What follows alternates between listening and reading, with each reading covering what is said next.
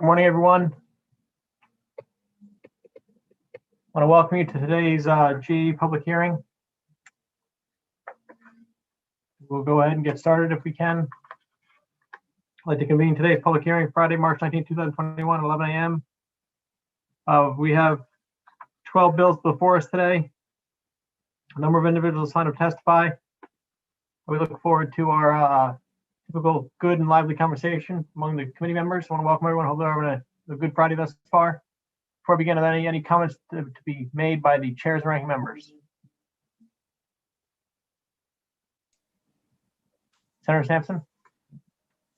Good morning, Mr. Chairman. Good to see you. And I just start by welcoming the members of the committee. Looking forward to a fun hearing today. We've got some interesting bills on the agenda, and I'm sure it will generate some good conversation. I will make my usual polite caveat, which is a concern over this process where we're doing our public hearings via Zoom. As has been pointed out many times, this has opened the door in a positive way to a lot of people to come and testify who wouldn't otherwise. But I do remain concerned that we are omitting a certain percentage of our state's population simultaneously, just because not everyone has internet access, and some folks also don't have the technology. But I understand that it's it works both ways. We've opened the door to some people and maybe not to others. And I'm just hopeful that in the future we can maybe come up with a solution that allows the continuation of Zoom to invite even more people to participate in our process. But I'm anxious to get back to our public format. And with that, thank you very much, Mr. Chairman. Thank you, Senator Sampson. Senator Flexer, good morning. Senator Flexer, any comments? No, thank you, Mr. Chairman. Hello, everyone. Representative Mastro-Francesco? No comments, just welcome everyone. Looking forward to a lively discussion today. Thanks everyone for participating. Thank you, Representative. With that, go ahead. We will begin with our first individual, Josh Cabal from the Commissioner of the DAS. It's the Commissioner friend. Good morning, Commissioner. Good to see you. Good morning, Mr. Chairman. How are you? Doing well. Thank you for being here. Thank you for having me. Please begin when you're ready, sir. All right, great. Well, good morning, Senator Flexer, Representative Fox, Senator Sampson, Representative Mastro-Francesco, and all of the members of the GAE committee. I'm Josh Cabal, the Commissioner of the Department of Administrative Services and the Chief Operating Officer for Governor Lamont. I'm here to testify primarily on behalf of House Bill 6444, an act concerning the modernization of state services.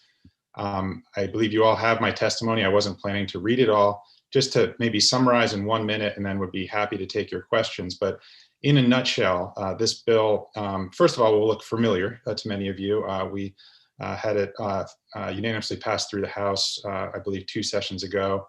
Last session, of course, was cut short, but we are thrilled to bring it back. And what this bill does is takes a number of small steps that help Connecticut government continue our efforts to move into the 21st century in terms of how we serve our constituents. So there's a number of individually small changes that are included in here that address how people and businesses interact with the state. So a couple of examples, how businesses do business with the state. If they are bidding on state work, we make it very challenging, more challenging than we need to, in particular with 7 different affidavits that businesses have to fill out to attest to a variety of different compliance items, which we propose simply moving into the main body of the contract to maintain the integrity of what those affidavits are meant to represent, but not force businesses to go out and print them and fill them out and find a notary and manually upload the PDFs. There's about 90,000 forms per year that businesses have to jump through these hoops unnecessarily, in our opinion. And so we just like to be able to move those all into the body of the main contract.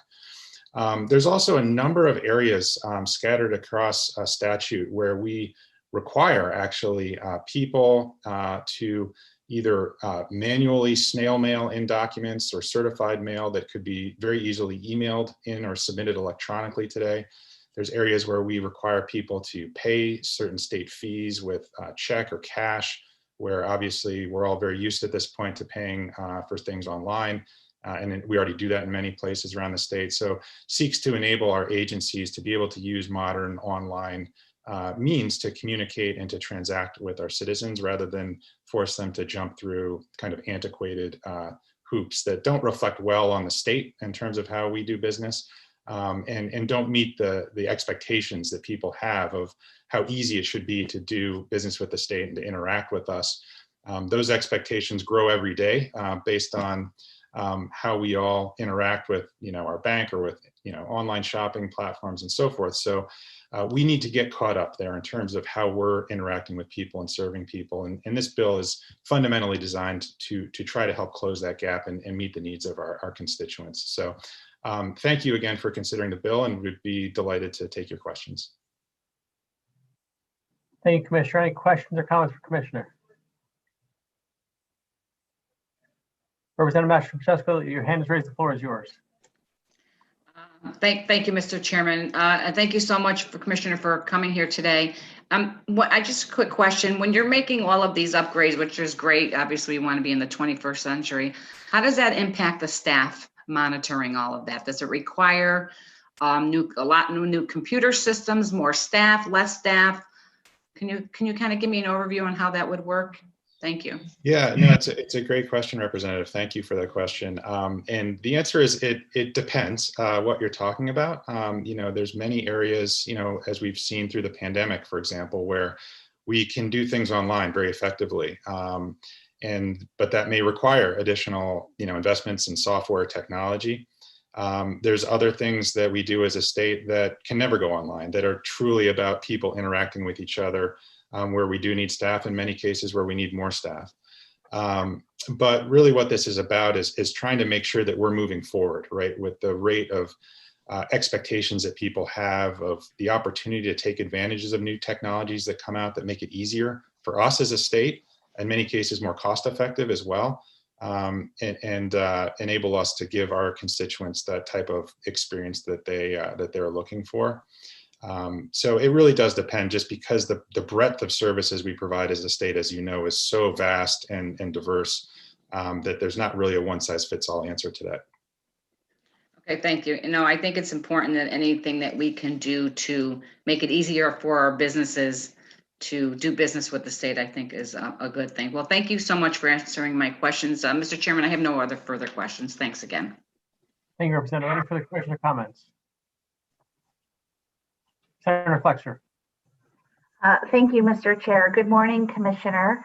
I'm going to ask just a couple of questions real quick, and then I have one other thing I'd like to say to you. But you mentioned that this bill had been before us before and passed through the committee and through the House of Representatives.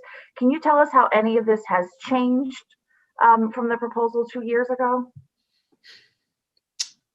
Yes, good morning, Senator, and thank you for the question.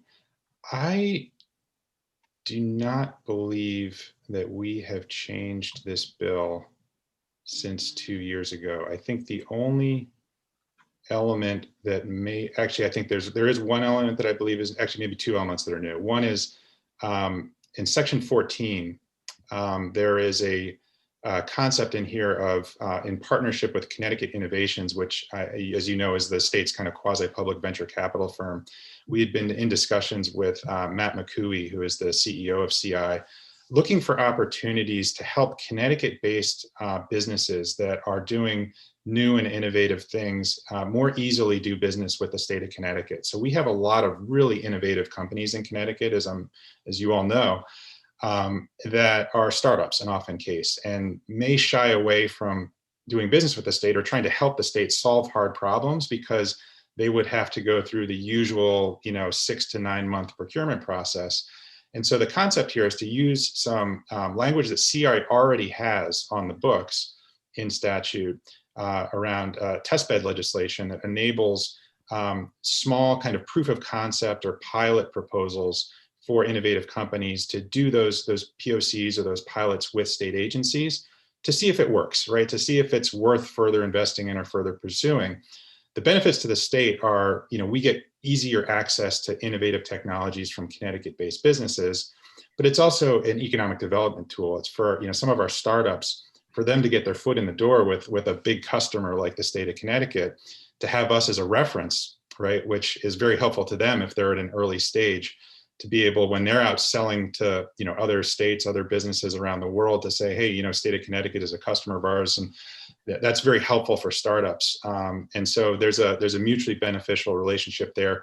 And the thought is CI would, they have discussed with their board, putting some funding aside to help support a small innovation lab, which would help connect those Connecticut-based innovative companies with state agencies who are trying to solve hard and complicated problems and help do that matchmaking for those proof of concepts. So it's it's a really exciting kind of innovative approach that I think benefits everybody. That is a new provision, I believe, from the bill that came through last time.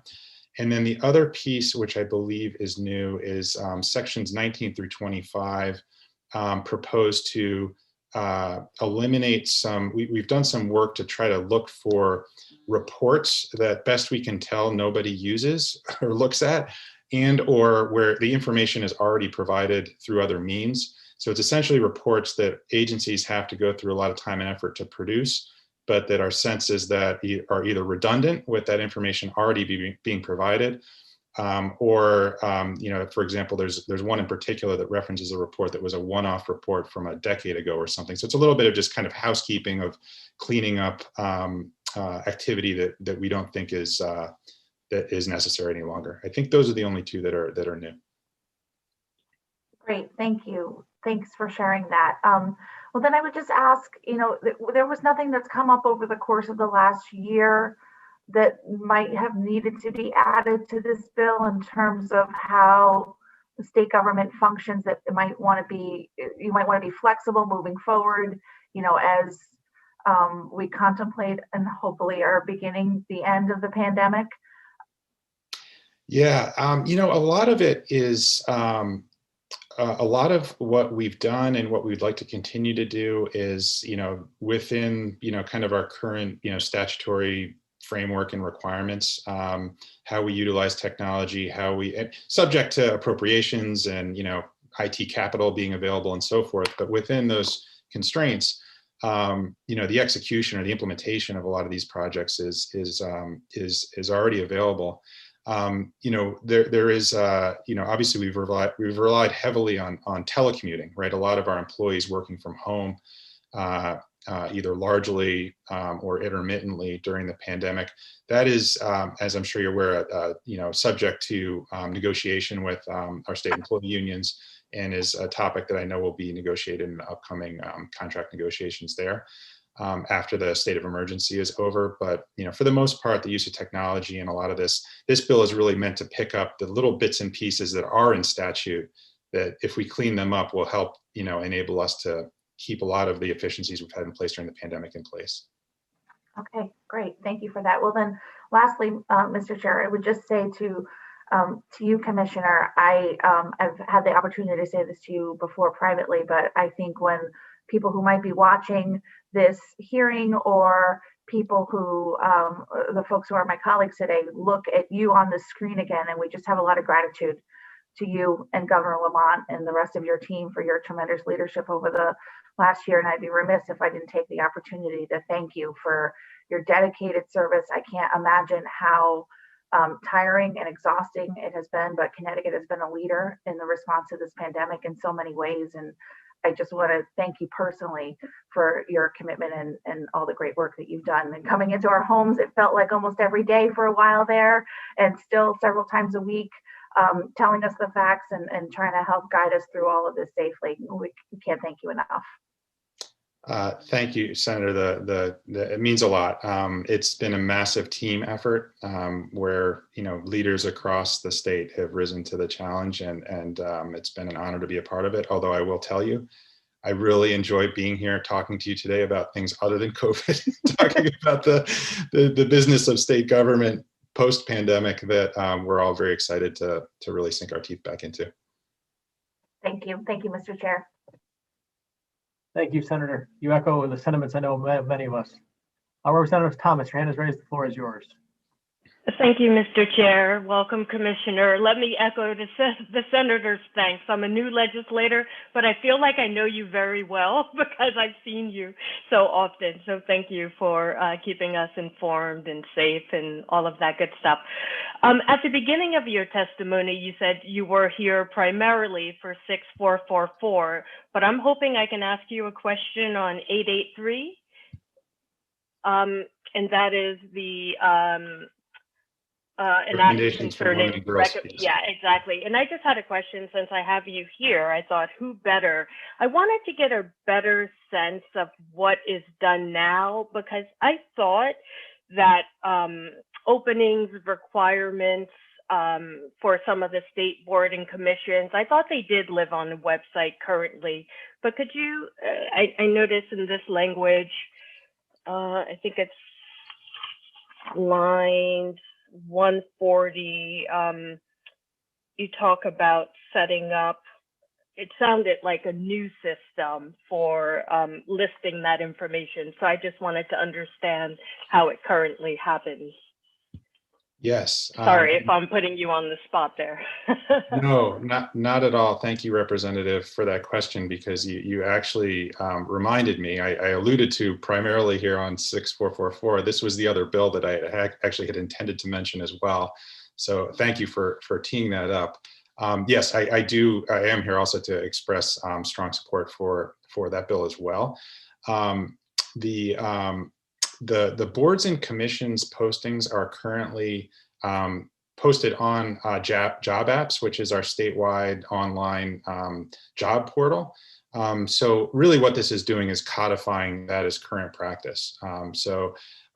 We have taken that step, in the meantime to start that, but this really does help codify that, and hopefully in so doing draw more attention to it, as well as an opportunity for people to seek out opportunities to serve in a volunteer capacity in state service.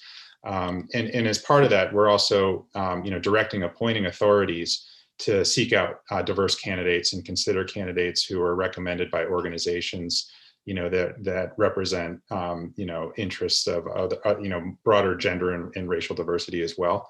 Yeah, that's a good summary of that provision. Thank you. I appreciate that. I thought I had seen it I thought, oh, aren't we already doing this? Which is great. So I applaud trying to highlight for members of the public who might not know how to seek these opportunities out. The bill language said something like, as you just alluded to, make a good faith effort to attract a wider representation, if you will, from across various segments of the population. Do you have any sense of,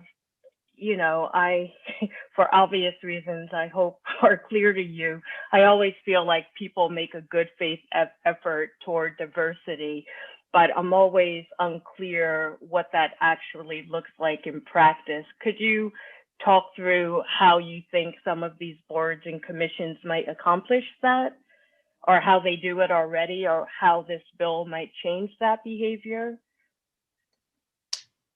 If you can. Yeah, it's a hard question, because there are so many boards, and the appointing authorities for the boards are very different, as you know. I can tell you just from my own experience, when we're talking about appointments that the governor makes, the process that he's established, every discussion has to, we're talking about diversity, gender diversity, racial diversity. I think you've seen the results of that, not just in appointments to boards and commissions, but in his own cabinet, right? I think we have the most diverse set of commissioners, and as I understand it, in the history of the state. We have the first ever African-American Secretary of OPM. We have the first ever African-American Chief of Staff. So it's an area where the governor places very high priority.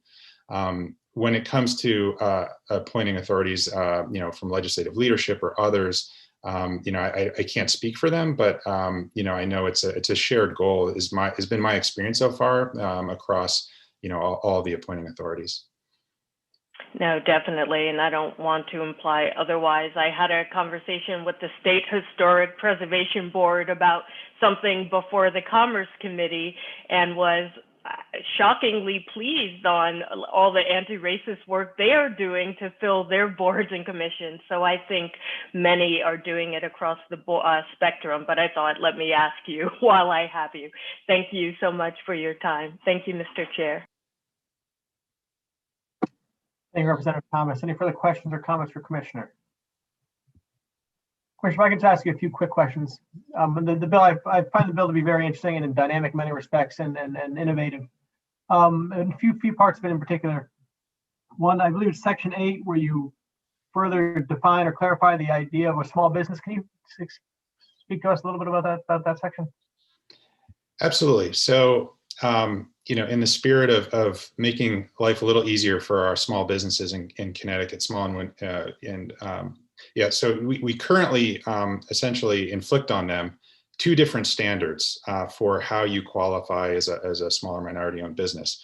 We have a state standard, which is a pretty blunt instrument. It just basically says if you're at or below $20 million of annual revenue, then you're small. There's a number of problems with that you can probably quickly anticipate. And we've been hearing complaints from businesses for years, because in one industry, $20 million might indeed mean that you're small in that industry, but in another industry, it might mean that you're actually enormous and you're one of the biggest businesses in that industry. So think of, for example, an industry that's very capital intensive, where you have to invest in a lot of equipment or machinery.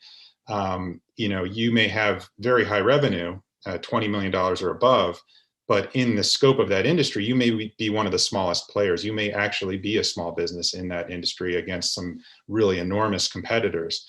Conversely, there are businesses obviously that can be doing much less than $20 million. Think of a printing business, for example, could be doing $1 million or $2 million as a small business. You could have businesses that are doing $15 or $18 million that are actually very large in that industry, but under our definition are considered a small business. And so our proposal here is to instead defer to the federal standards. The Federal Small Business Administration does a much more thoughtful piece of work on this topic, where they actually look industry segment by segment and do an analysis around what does that industry look like in terms of the average size of revenue, how many businesses fit into these different categories, what are the barriers to entry. And so they set different thresholds, either based on revenue or based on number of employees, for what's considered a small business in that industry. And so our proposal is essentially just to revert to that federal standard and benefit from the much more sophisticated analysis that they're doing. The added benefit of that is that many of these businesses we're talking about, these Connecticut businesses, are already going through the SBA certification process. So we don't have to push them through a separate state of Connecticut process. We can just basically have them acknowledge that they've been certified as a small business by the SBA, and we just take that, and then that saves them from a whole other step of hoops that they need to jump through, and gets a more accurate view of who actually is a small business that deserves that set aside that we've created in Connecticut to support them. So it sounds like this would be a welcome change from the small businesses community, you believe? We believe so. I mean, look, anytime you change a standard like this, there will be some people that fall on either side of it. So you may hear from some if it's in an industry where the threshold is reduced by the SBA standard. If someone ends up slightly above that, they may not be thrilled. But the point of the SBA analysis is that business probably isn't really a small business in that industry. They're probably more of a medium-sized business or a larger-sized business. In the spirit of the set aside for small business is really for those small businesses, and so it does make it more accurate. I think there'll be a lot of businesses that love this, particularly the small businesses. There may be some medium-sized businesses that aren't as happy, but we think it's a much better approach. Okay. And then just one more quick question, if I can. On section 12, it gives you the commissioner discretion to waive competitive bidding in the case of minor emergency purchases. Have any examples of what those minor emergency purchases might be or could be? Trying to think of a quick example. I mean, your testimony refers to PPE possibly. Yeah, I mean, hopefully we're not buying PPE in an emergency situation too much into the future. Yeah, something can break, something can go wrong. You need to run out and replace it quickly. Mm-hmm. Below $10,000, again, this still is subject to, the safeguards around, procurement and purchasing. It just means that you don't have to go through the full-blown procurement process that could mean you have to take, 6 to 9 months or whatever. So it's a low clip level. It just is meant to deal with kind of more routine day-to-day stuff that we're not going to get a better deal for the state in any material way by jumping through a lot of extra hoops. Okay, great. Well, thank you for being here today. I don't see any more questions or comments for Commissioner. Seeing none, again, thank you for your efforts over the past year, and plus on behalf of our state, we appreciate all your efforts, everything you've done for us, and look forward to working with you in the future. Thank you for being here. Thank you, Chairman Fox. Appreciate it. Thank you, everybody. Up next, we have Ellen Weintraub, followed by Senator Kevin Kelly. Good morning, Ms. Weintraub. Good morning. Chair Flexer. Oh, sorry. No problem. Thank you. Chair Fox, Chair Flexer, Ranking Member Master Francesco, Ranking Member Sampson, members of the committee, good morning. I'm Commissioner Ellen Weintraub of the Federal Election Commission. Thank you for the opportunity to speak to you about another provision of Senate Bill 883. I speak today in my individual capacity as a commissioner and not on behalf of the commission. Connecticut's path-breaking citizens election program has long served as a model for the nation. And Connecticut has been way ahead of the pack on the question of whether campaign funds may pay for campaign-related childcare costs. I was gratified in 2018 when my colleagues on the Federal Election Commission and I voted unanimously on a bipartisan basis to allow federal campaign funds to pay for campaign-related childcare costs. But we were decades behind Connecticut, which has allowed privately raised campaign funds to pay for these costs since 1976. One key question has remained. May CEP participants use their publicly matched campaign funds for campaign-related childcare costs?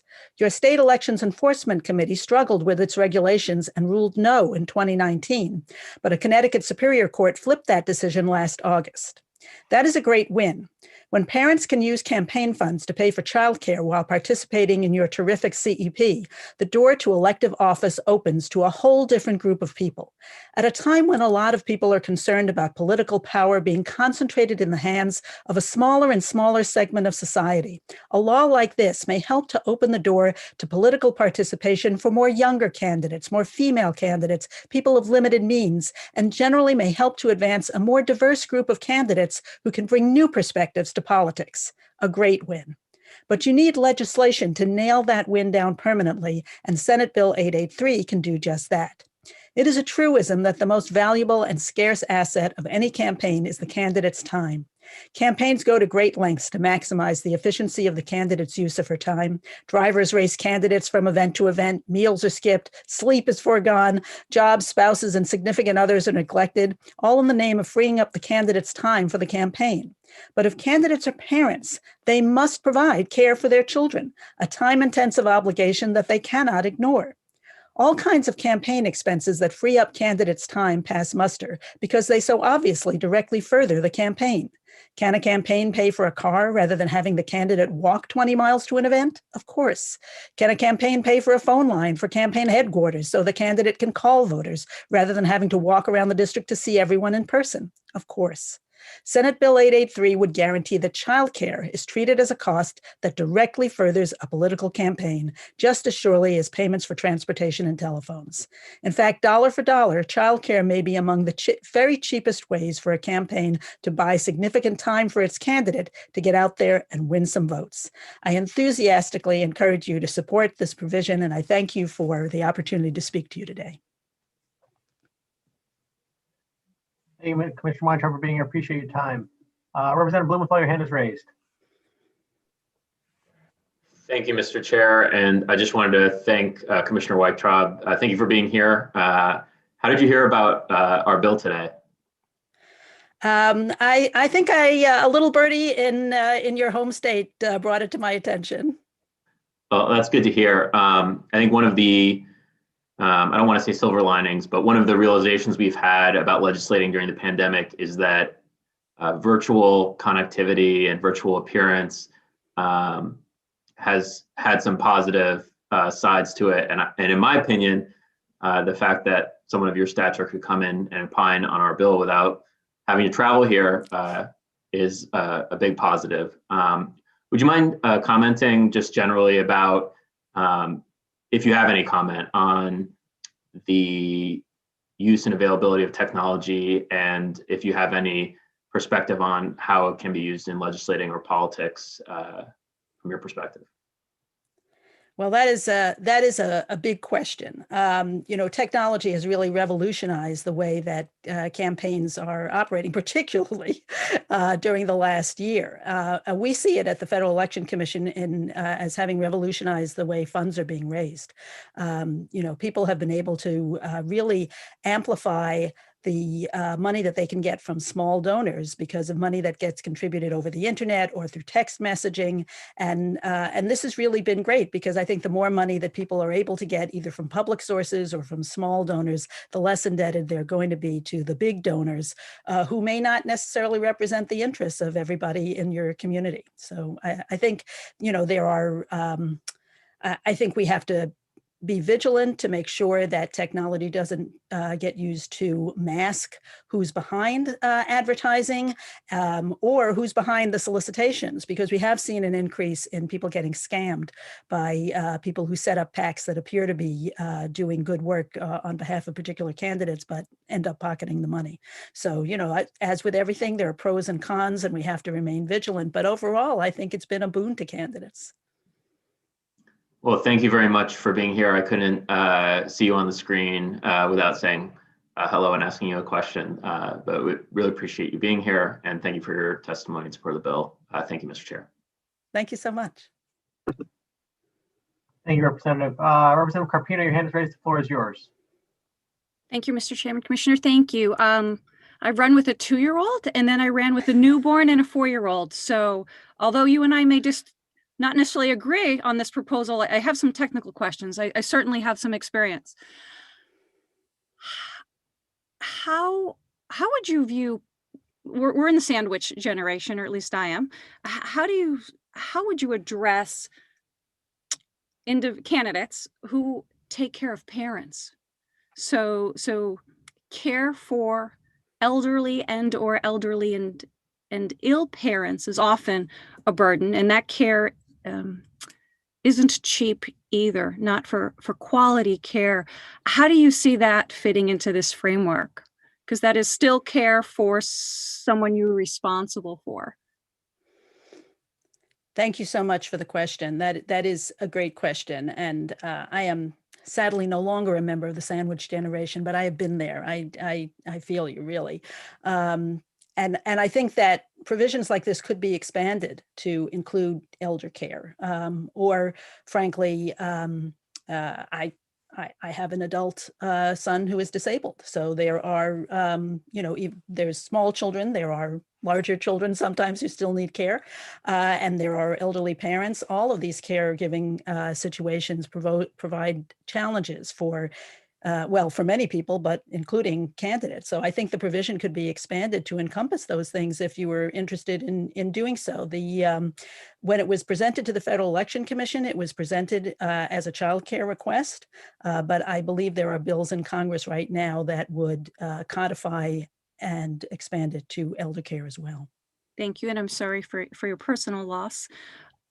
And my next question is really one I struggle with, so I'm hoping that you can offer me some insight with your experience. How do we define childcare in a fair way? Because nobody wants the system to be misused, whether intentionally or not. Childcare for one person might be seen as a requirement, and childcare might be seen as extracurricular or curriculum enhancing by another. So how do we put fair parameters around this so that nobody thinks that folks are misusing the intended funds? There's a difference between daycare that wasn't previously needed by a candidate, whether it's male or female. We have single parents and as well out there who need childcare. And then there's extra. I'll leave it at that. Any suggestions as to fair parameters so that nobody takes advantage of a system like this? Well, as I said when this issue was presented at the FEC, this isn't for date night. It is to cover childcare costs while the candidate is campaigning. I think it's not really that hard to put those parameters around it. And do you think, and thank you, and do you think it needs to be, does there need to be any formality among documentation for the caregiver? Could this be a family member you're paying a sitter, or does this need to be an established daycare provider, curriculum run? And again, I don't have preconceived notions. I'm truly curious as to what your suggestions might be. Well, I wouldn't want to, I don't know that I would want to limit it to limit people's options in what kind of care they provide and who they trust to provide that care to their children. I think people are going to be pretty responsible about that choice. It's, as you know, a really critical decision, and all of us as parents have labored over those choices. I would leave those sort of refinements to your election committee to the administrative body. Thank you. I prefer we give them definition if we are going to do this, but again, I'm sorry for your personal loss, and I really do appreciate your experience and your guidance. And thank you, Mr. Chairman. Thank you, Representative. Any further questions or comments? Senator Flexer. Thank you, Mr. Chair. Good morning, Commissioner Weintraub. I want to echo the comments of Representative Blumenthal. It's a real honor to have you here having this discussion with us today, and I'm hopeful that in the coming weeks and months, Connecticut can make you proud with this proposal. Can you just talk a little bit from your perspective about what the change on the FEC on that level, what that change has meant to candidates, things that you've observed since the FEC made these changes several years ago? Well, I don't see it in the field. So, I believe that it has made a difference in individual candidates' lives. But I don't have that many candidates that come up to me and tell me those stories. So I don't have that kind of personal perspective to bring, but it just, as I said before, I have been there at trying to balance the needs of work and family. And I just know from personal experience how important a change like this can be. And as I said, I'm really committed to the concept of opening up politics to a more diverse group of candidates. And I think that a provision like this is really helpful for that. Thank you. And I agree with that. I think something like this could make people who thought this sort of service wasn't for them, that it was for a different group of people. Oh no, wait, maybe it is. Maybe I do have a voice that belongs in that arena, and a change like this could make that possible. Following up on your conversation with Representative Carpino, if we were to expand this, either in this proposal or over time, would be using the IRS definition of someone who qualifies as a dependent perhaps be a good way to go, do you think? That strikes me as a very rational way of approaching it. Okay, so that would have some restrictions around, someone you truly are responsible for their day-to-day care. And I mean, I don't, in terms of elder care, I'm not sure whether people claim their elderly parents as dependents on their tax form. So, that, as I said, I think that would be a rational approach. It might be overly restrictive in terms of who your caregiving responsibilities go to. Okay. And is that something that's been considered at your level? We don't have an elder care provision at the federal level yet. As I said, there's a bill in Congress that I think would expand it in that way. It was presented to us as an advisory opinion request, and that person who was asking for it was a candidate with small children. So that was the issue that we were presented with and that we dealt with. I suspect that if somebody came in with a request around elder care, that we would treat it the same way. Well, maybe this would be an opportunity for Connecticut to go back to leading the way on these kinds of issues, and we could try it out first. And then we would appreciate that. Well, again, I really thank you for your time this morning, and really pleased that the way we're conducting our hearings has allowed us to have this conversation with you this morning. Thank you very much, and thank you, Mr. Chair. Thank you, Madam Chair. Commissioner, if I can, without getting too far afield from the subject matter at hand, but having you here with us today, I wanted to know if I could ask you a quick question on the direction of campaign finance going into the future. I think the programs nationally have changed and evolved quite a bit. Even Connecticut's program has evolved. Every session we seem to have a new bill, tweaking it here, tweaking it there. Do you see any bigger, like for instance, the childcare issue kind of wasn't part of the program originally, came up over the past few years, now it's front and center. Do you see any other issues in the stage or on the national level kind of evolving that we should keep our eye out for? I know it's a huge question, so I don't mean to throw that. How much time you got? I thought I only had 3 minutes here. Well, I think, as one of your colleagues mentioned earlier, the role of technology is really changing the way campaigns are being run. I really hesitate to even start down this road. It's it's a big topic, but I would be happy to work with Connecticut or any other state going forward as we jointly grapple with these issues. Of course. Well, thank you for your time today. Appreciate your insight and your intellect, and thank you for being here. Thank you so much. I really appreciate it.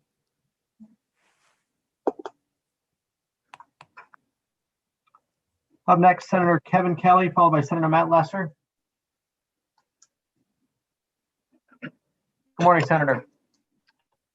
Good morning, Representative Fox, Senators Flexer and Sampson, and Representative Mastro Francesco, and also the members of the GAE committee. And thank you for the opportunity to testify this morning in regards to Senate Bill 297, an act concerning a legislative review of state mandates. What this bill would require is that this committee to complete a review of all existing state mandates imposed under any provision of the general statutes or any public or special act. It would then require the committee to submit a report to the General Assembly concerning such review.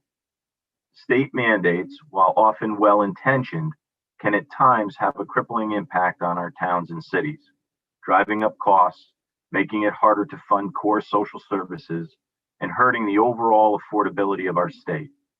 In many cases, local leaders often support the objectives of certain state mandates, but in practice, the restrictive nature of certain mandates without the state providing necessary funding can result in a negative impact on the very people the state sought to help. Often the state passes mandates on to others, and there's little review or reflection on how the mandate has worked in practice, if it has caused unanticipated issues, or if corrective action is needed. If any issue is not addressed, the result is higher costs for local property taxpayers or a reduction in municipal services. Our state has attempted to study mandates before, but little action has come from those efforts. I believe the best way to address this issue is to put the responsibility directly on the legislature and expand on the good work done by this committee to include this review. I thank you for your time and attention and hope, and look forward to a bipartisan support of this bill. Question. Thank you, Senator. Appreciate you being here today. Senator Sampson, your hand is raised. The floor is yours. Thank you very much, Mr. Chairman. And Senator, good morning. Nice to see you. Thank you very much. Yeah, thank you so much for bringing this proposal to our committee. I know that I share your concern about mandates created by the state of Connecticut, and have tried to address them in various places, including on the Insurance Committee in the past. I guess what I want to ask you, and I totally agree about property taxes being a significant driver of the Connecticut citizen, the average person's view of how we're doing financially, and the level of desirability of remaining in Connecticut or doing business here. Is there a specific area that you want to look at? I mean, is it mandates on municipalities, or is it mandates on businesses, or is it mandates on insurance companies, or just trying to narrow down what our focus should be, or it should be all inclusive? I think what we need to do is more all-inclusive. Basically, this is what we do in our personal life, through business life, is that periodically you need to review what's been done. Maybe the mandates that were passed in the 60s, 70s, or 80s were applicable then and were very needed and justified, but today, maybe not. Also, if something's important and we really want to make sure that it's being done right, maybe the state needs to put some funding behind that to make sure that the mandate is robust and accomplishes the need that it was originally sought to address. But I would look at across the board, Senator, because as you mentioned at the outset, Connecticut is becoming more unaffordable. And it's becoming more unaffordable, not only because of state taxation, but also regulation and mandates placed on all the places that you indicated, whether it's local government or business. Those mandates and initiatives cost, and it's a contributor to the unaffordability of Connecticut. Right, I totally agree. And again, it makes a lot of sense to begin looking at this. I know that there are some, various organizations. I'm thinking just off the top of my head, UConn for example, does a study of mandates on insurance companies and how they affect insurance premiums. Is that the type of report you're kind of looking at, so that it's something that takes a look at the mandate and what the potential benefit and also the cost is, so that the legislature has the ability to kind of analyze that data and make determinations? Through you, Madam Chair, or Mr. Chair. Yes, I'm familiar with that report, and that is what we're looking at, is something along those lines that would do just that. Explain not only what the benefit is, or explain the mandate, but also the cost. Excellent. All right, thank you very much, Senator. I appreciate you being here today. Excellent policy proposal, and I will do my best to make sure we shepherd it out of this committee. Thank you. Thank you, Senator Sampson. Any further? Senator Flexer. Thank you, Mr. Chair. Good morning, Senator Kelly. I usually disagree with Senator Sampson with regard to the way these hearings are conducted, but one of the bad things about the last 2.5 months and the way that we've been running the session is that I haven't had the opportunity to really congratulate you on your new role. And because we haven't been in person very much, except for that chilly day in January. So I hope that things are going well for you in your new role. And it's a really challenging time over the last 2.5 months to adjust to being the Senate Republican leader. But just wanted to congratulate you on that and thank you for testifying here today. And we look forward to working with you in the committee. And thank you very much. I appreciate that. Thank you, Senator Flexer. Any further questions or comments for Senator Kelly? Senator, thank you for being here today. I appreciate your time. Thank you for efforts thus far. Thank you very much. Appreciate it.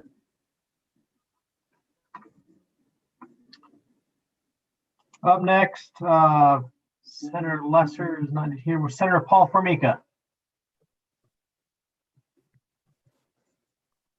Good morning, Senator. Good morning, Representative Fox. How are you? Doing well. Thank you for being here. Thank you for having me. Good morning, Chairs Flexer and Fox, Ranking Members Sampson and Master Francesco, and the distinguished members of the GAE Committee. I am Senator Paul Formica. I'm here to testify in support of SB 294, an act concerning qualifying contributions under the Citizens Election Program.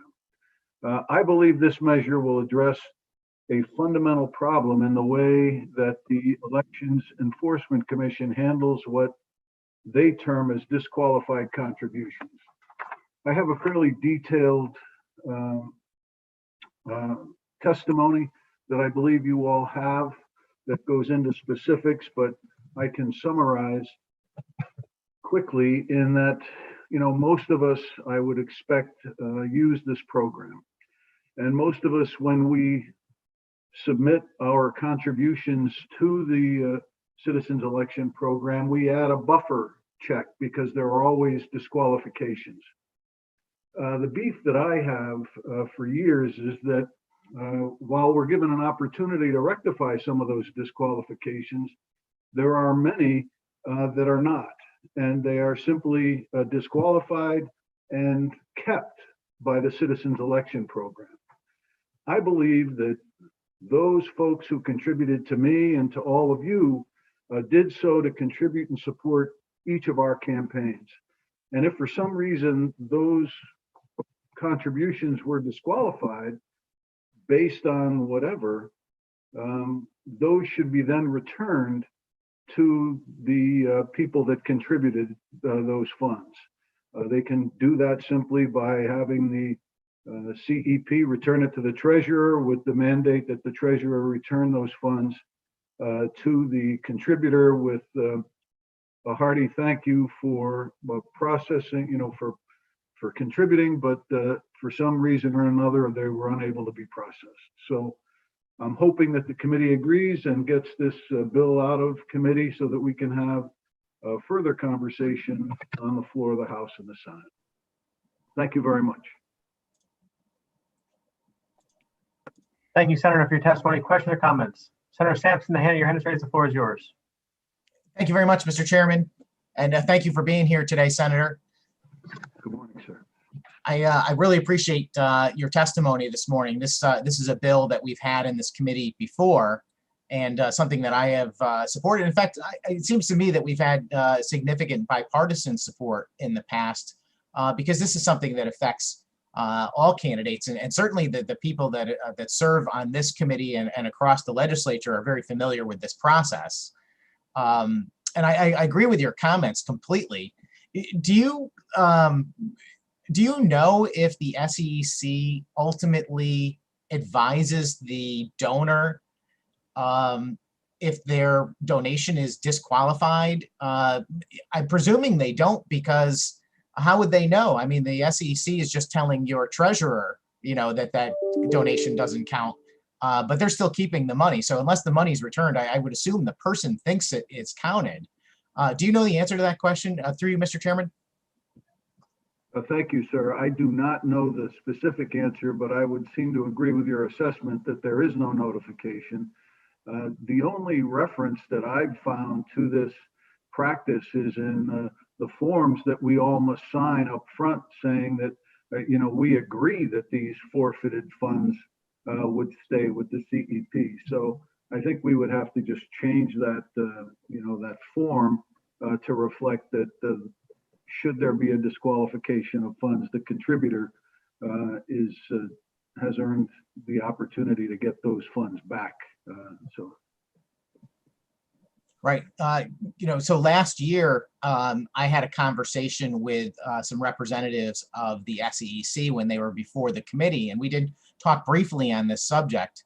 And one of the things that I found very interesting is that they acknowledged that they actually have an internal document which tracks those contributions that they consider to be non-qualifying, but they don't share that with the treasurers. And I don't know. Do you feel like part of the reason why this bill is here before us is because the SEC seems to be taking I don't know, maybe a little excess liberty in determining what they consider to be a questionable contribution? Is that a proper characterization through you, Mr. Chairman? Thank you, sir. I think that perhaps the goal is to try to root out those contributions that may not be appropriate, and I think that they can do that. But I would agree with your assessment that they're taking it a little bit too far, and that many of these things are a simple typographical error, or the form is not filled out correctly, or they put two contributions and one check because they may be husband and wife or whatever the situation is. So I think that this is just a matter of doing what's right. They have plenty of money to operate. The program, it's a successful program. I've used it in my 4 elections here in the Senate and agree to move it forward. Sure, there are some tweaks, but I think this is something that just doesn't feel right to me. Yeah, no, I completely agree with you. I mean, this is one of the dangers of moving our system of government from elected representatives who are accountable to the people to more bureaucratic elements. It's almost like as if the bureaucrats are able to require you to prove your innocence, or the fact that your particular donor didn't do anything wrong. And that's my objection to it. What's funny is the conversations I've had with SEC on this subject, they're like, well, what do you want us to do? Do you want us to prosecute those folks? And I think their expectation is for me to say no.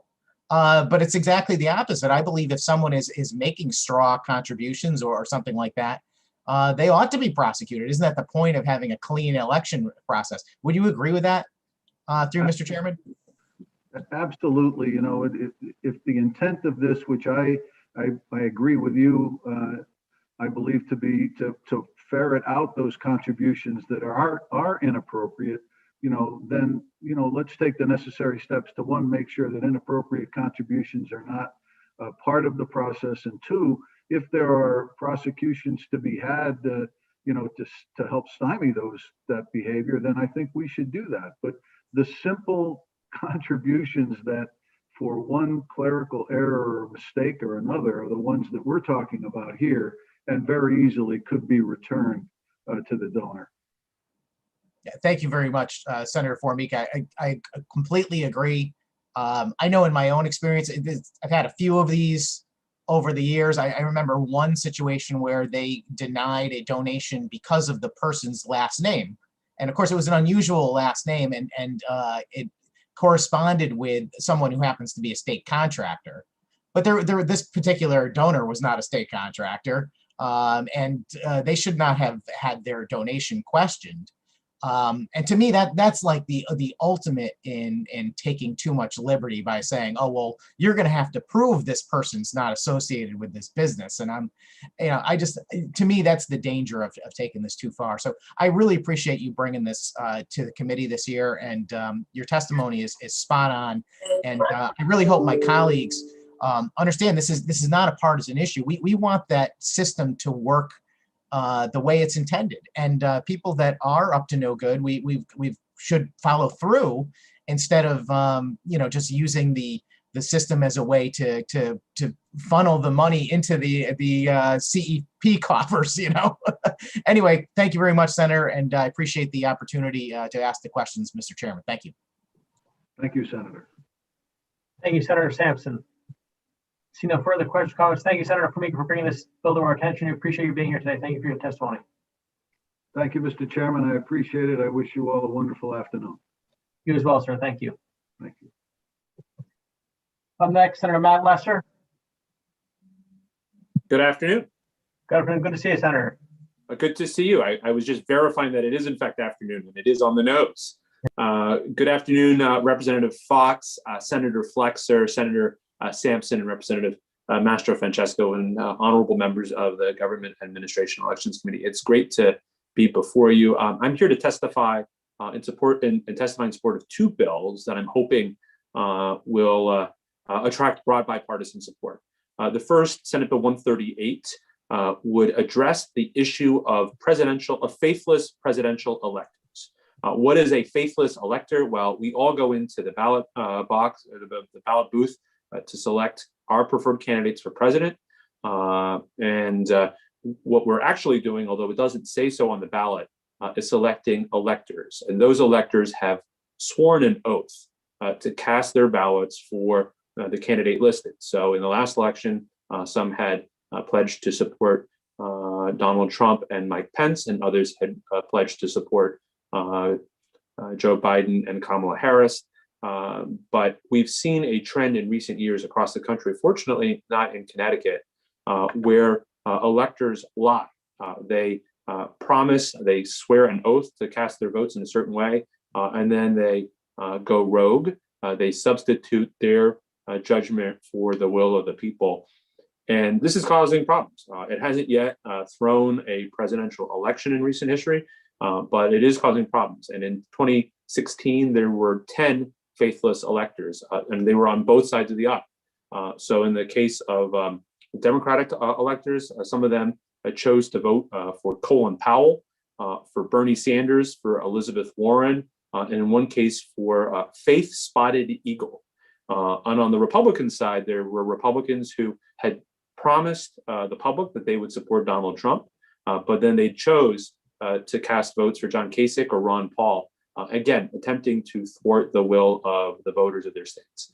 I want to be very clear.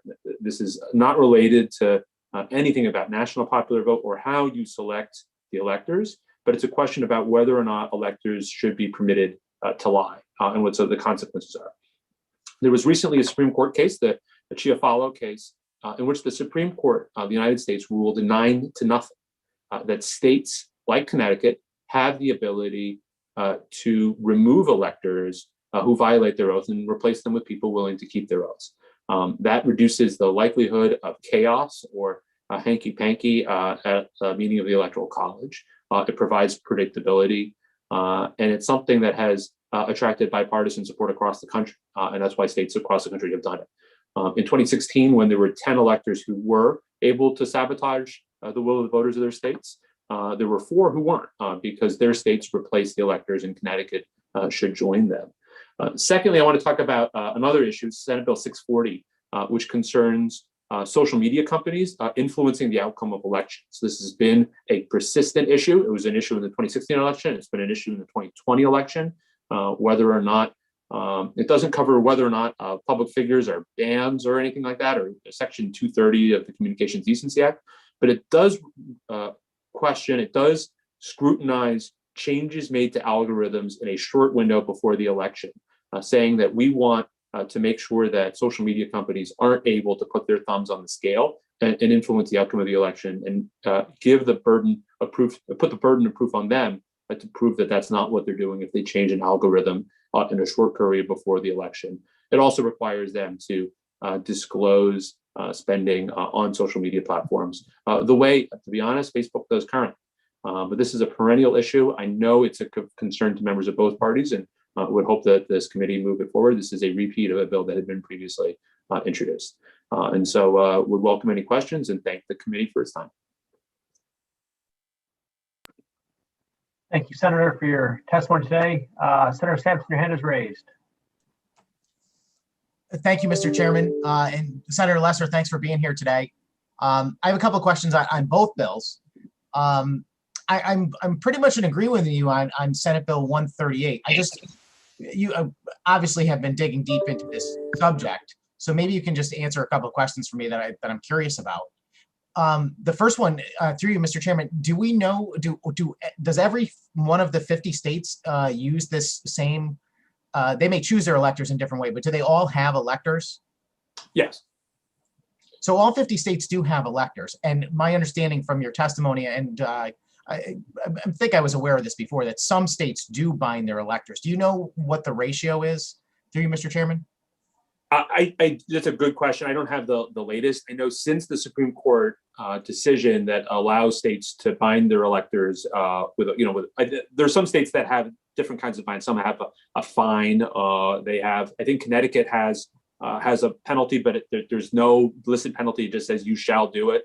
But there's some states that do what this bill seeks to do and actually just removes the elector and replaces them with someone else. And I don't know what the latest number is, but obviously since the Supreme Court okayed it, states around the country are moving to do that. Right. The one thing I'm curious about is that if we do not want to have electors with the ability to make a choice, why have electors at all? I'm just throwing that out there as a question to you. Would it make more sense to simply state that our electoral votes will be awarded based on the results in the statement of the vote, and just eliminate the electors altogether, since they would serve no purpose if they are bound and have to essentially transmit that information anyway? Just throwing that out for your reaction. Through you, Mr. Chairman. Yeah, I don't think it's a huge surprise, Senator Sampson, that I'm not a big fan of the way the Electoral College works and has worked. I would support a constitutional amendment to do away with it, but I don't think that's going to happen anytime soon, and I don't think that we need to go that far. The Electoral College hasn't met to sort of weigh who's it was originally, I think, conceived of as a group of wise men who would meet and figure out who the president should be. And that happened, I think, in the first presidential selection of George Washington, and hasn't happened in any subsequent election. And that's why on a 9-to-zip basis, you had Clarence Thomas voting with Sonia Sotomayor saying, like, this is just not how we select the president. So, and hasn't been. I mean, it wasn't even in 1796. It was very, very early on. This became a function that electors were carrying out the will of either the state legislatures or the voters of the states as time went on. Right. I appreciate your opinions and commentary on the Electoral College, and I was fearful that I was going to step in something where you were going to engage me in that conversation, but I will not do it today, because I do want to stick to the bill. And my question really was not about the Electoral College in any way. It's simply, we get 7 electoral votes. And I was just suggesting that if we would still have 7 electoral votes that we could deliver any way the legislature chooses, but we don't need to have electors. I was wondering if there was some requirement that we have to actually have the people do the job. or we could just Think so. eliminate them, since we're eliminating their choice if we pass a bill like this anyway. Yeah, I think we have to have them. I would defer to any lawyers in the room, but I think, or constitutional lawyers in the room, but I think we have to have actual electors. But whether they can vote for Faith Spotted Eagle or not, I think is up to us. Right. Yeah, no, and just to let you know, I mean, I actually intend to support the bill. I think it does make sense. I don't like the idea of giving the opportunity for an elector to override the will of the voters. There's a lot of other concerns along the way, but that is something I'm in agreement with you on for sure. So just to talk about Senate Bill 640, which I share every bit of the concern that you mentioned in talking favorably about this bill, but I do have reservations just from a freedom of speech standpoint. So I guess I'm looking for your reaction is, to me, I don't know that I like the way Facebook or Twitter or any of these organizations do, in fact, put weight on the scale in some respects in elections, but they are, in fact, private corporations. There is that federal legislation about whether or not they can be held liable for their actions, which I'm in favor of, because I think that might alleviate some of this problem. But how do you juxtapose the desire for them to be more fair with interfering with their freedom to make their own choices as a private business?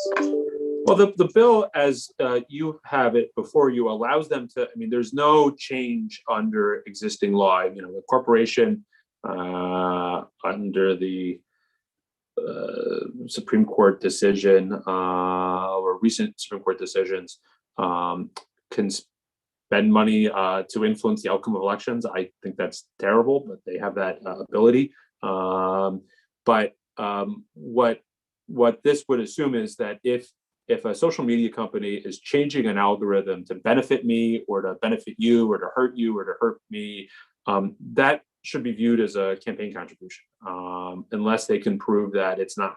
And so, whatever rules you want to apply to corporate contributions, whether they have to be independent or not, but we should be honest that when they do that, that has a real outcome on elections, and that should be treated just like any other campaign contribution that any company would make, either a direct contribution or an independent expenditure.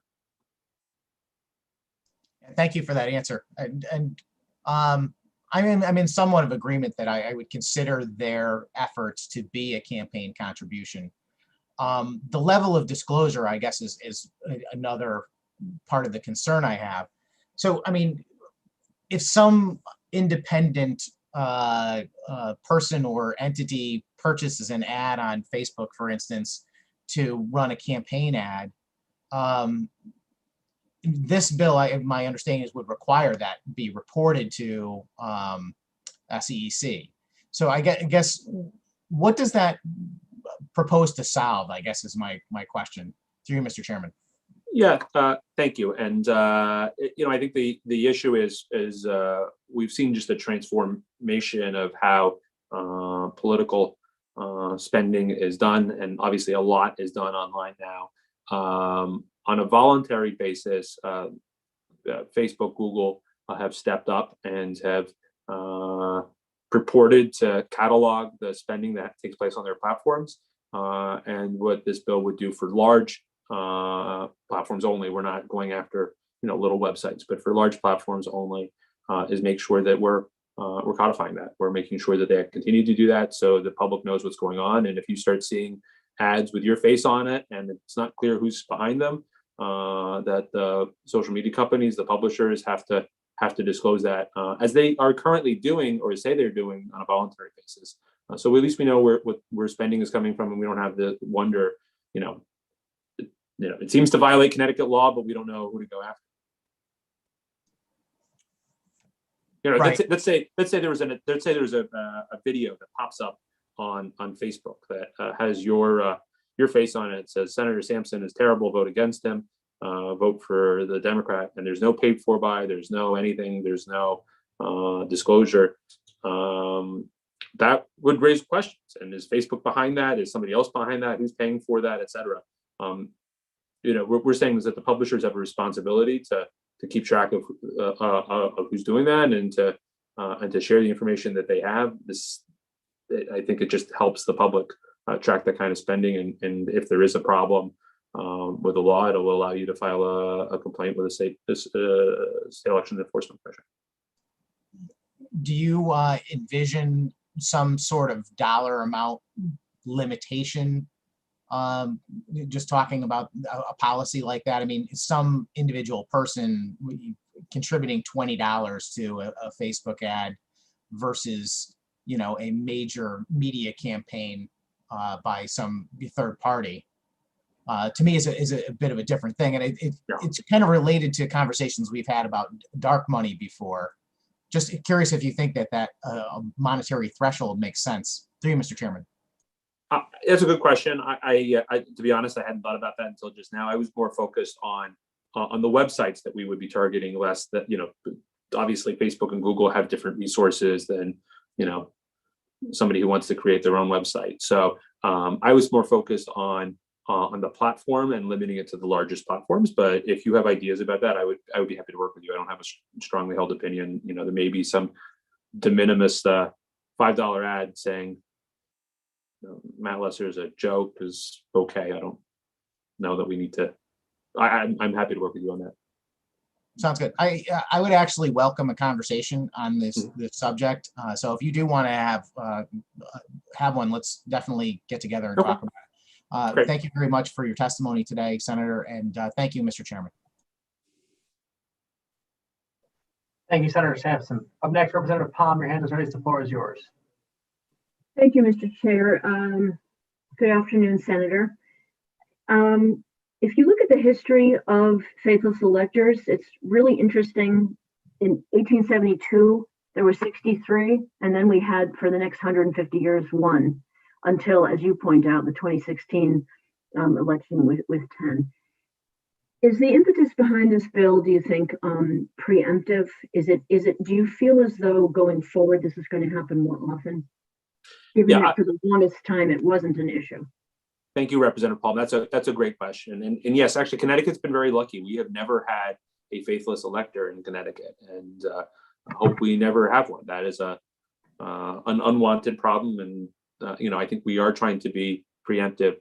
I think in both the Democratic Party and the Republican Party in the last few years, we've seen groups of party activists or party elites who think that they know better than the voters, and whether they do or they don't is one question, but whether or not they should have the power. When you go into a voting booth in Connecticut, you think you're voting for Joe Biden or Donald Trump. It just seems to me that you're actually voting for Joe Biden or Donald Trump, and that if somebody lies to the state and they swear an oath, there should be a consequence. We shouldn't let them get away with that. We should empower dishonesty. So that's not been an issue. 1872 election was a mess, and we could spend a lot of time going over that. I don't know that it's super relevant at the moment, but 2016 was the most recent real problem that signaled that this could be an issue going forward. Because the nominee didn't die in the middle of it.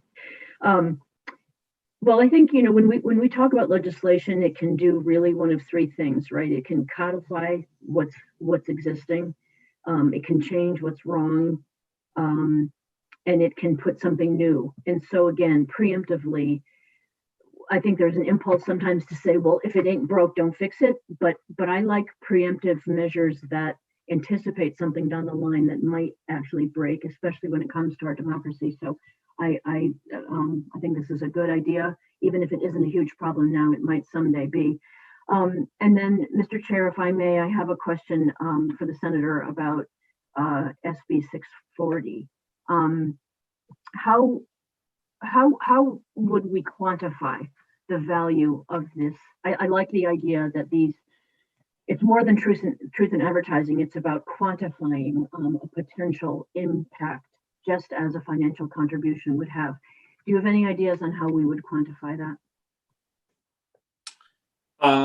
Let's see. What the contribution? Yeah. So in terms of what the value it would be, Mhm. to be honest, I worked on this legislation a couple years ago, and I don't recall what the exact language in the bill is. I have in front of me, but we can. I mean, it's about. I think the focus was on the rebuttable presumption in terms of valuing what an algorithm is worth. I don't know that we got into detail on it, but obviously that's a hard question to answer. Yeah, and the reason I'm asking is that obviously in traditional media, there's a per column rate for, per inch rate, and it's very easy to say a full page ad in the Current is worth X, a quarter page ad in the New York Times is worth Y. I think with social media, it's so much harder to quantify, and the algorithms are beyond my understanding. Well, the thing I would sort of think about though is I would think, and again, answering this question and making sure that SEEK has the data to answer this question is a good, is a sort of a thought experiment. But if it takes $100 to buy an ad on Facebook that will be seen by 1,000 people, or just making numbers up at this point, but that has an obvious value, right? The value is $100. Mhm. If an algorithm means that organically content from candidate A is shown to 1,000 people, and then content from candidate B is shown to 0 people, that could be a shadow ban or something along those lines, then I think you could sort of say by analogy that organic content distribution has a value of equivalent to the advertising. I'm not looking at sort of the standard algorithms, but I'm looking at the delta, the change in an algorithm before the election. So, and my goal is just simply to not get SEEK and Facebook in a room going over algorithms, but to sort of send a message to social media companies that they really shouldn't be monkeying around with an algorithm right before an election. Like there's a special window 30 days before an election where we really don't want, they can experiment with what they want the rest of the year, but they shouldn't be doing anything to weigh in one way or the other in a new way in that narrow period. I agree. And then my last question, Mr. Chair, about the same bill is the intent not to amend the content so much as to require attribution. It's really more about the attribution piece and knowing where this is coming from and who's sponsoring it, rather than saying, Matt Lester is a big dope and I have the right to say that. Isn't it more like you want to know who's saying Matt Lester is a dope and where their funding comes from? Yeah, so there are two different questions that the bill seeks to address. One is the changes in, it's to prevent non-neutral changes in algorithms that would benefit me or my opponent right before an election. Secondly, I think we have to know where political expenditures are coming from, and so we're figuring out who's paying for it, how much they're paying, et cetera. So we know where an ad is from. I think that sort of truth in advertising is something that we've long pushed to sustain, and other places have as well. And that's something, to be honest, as I mentioned to Senator Sampson, that a lot of these companies are doing already on a voluntary basis, and so we would simply be codifying current practice. Okay, great. Thank you, Senator. Thank you, Mr. Chair. Thank you, Representative.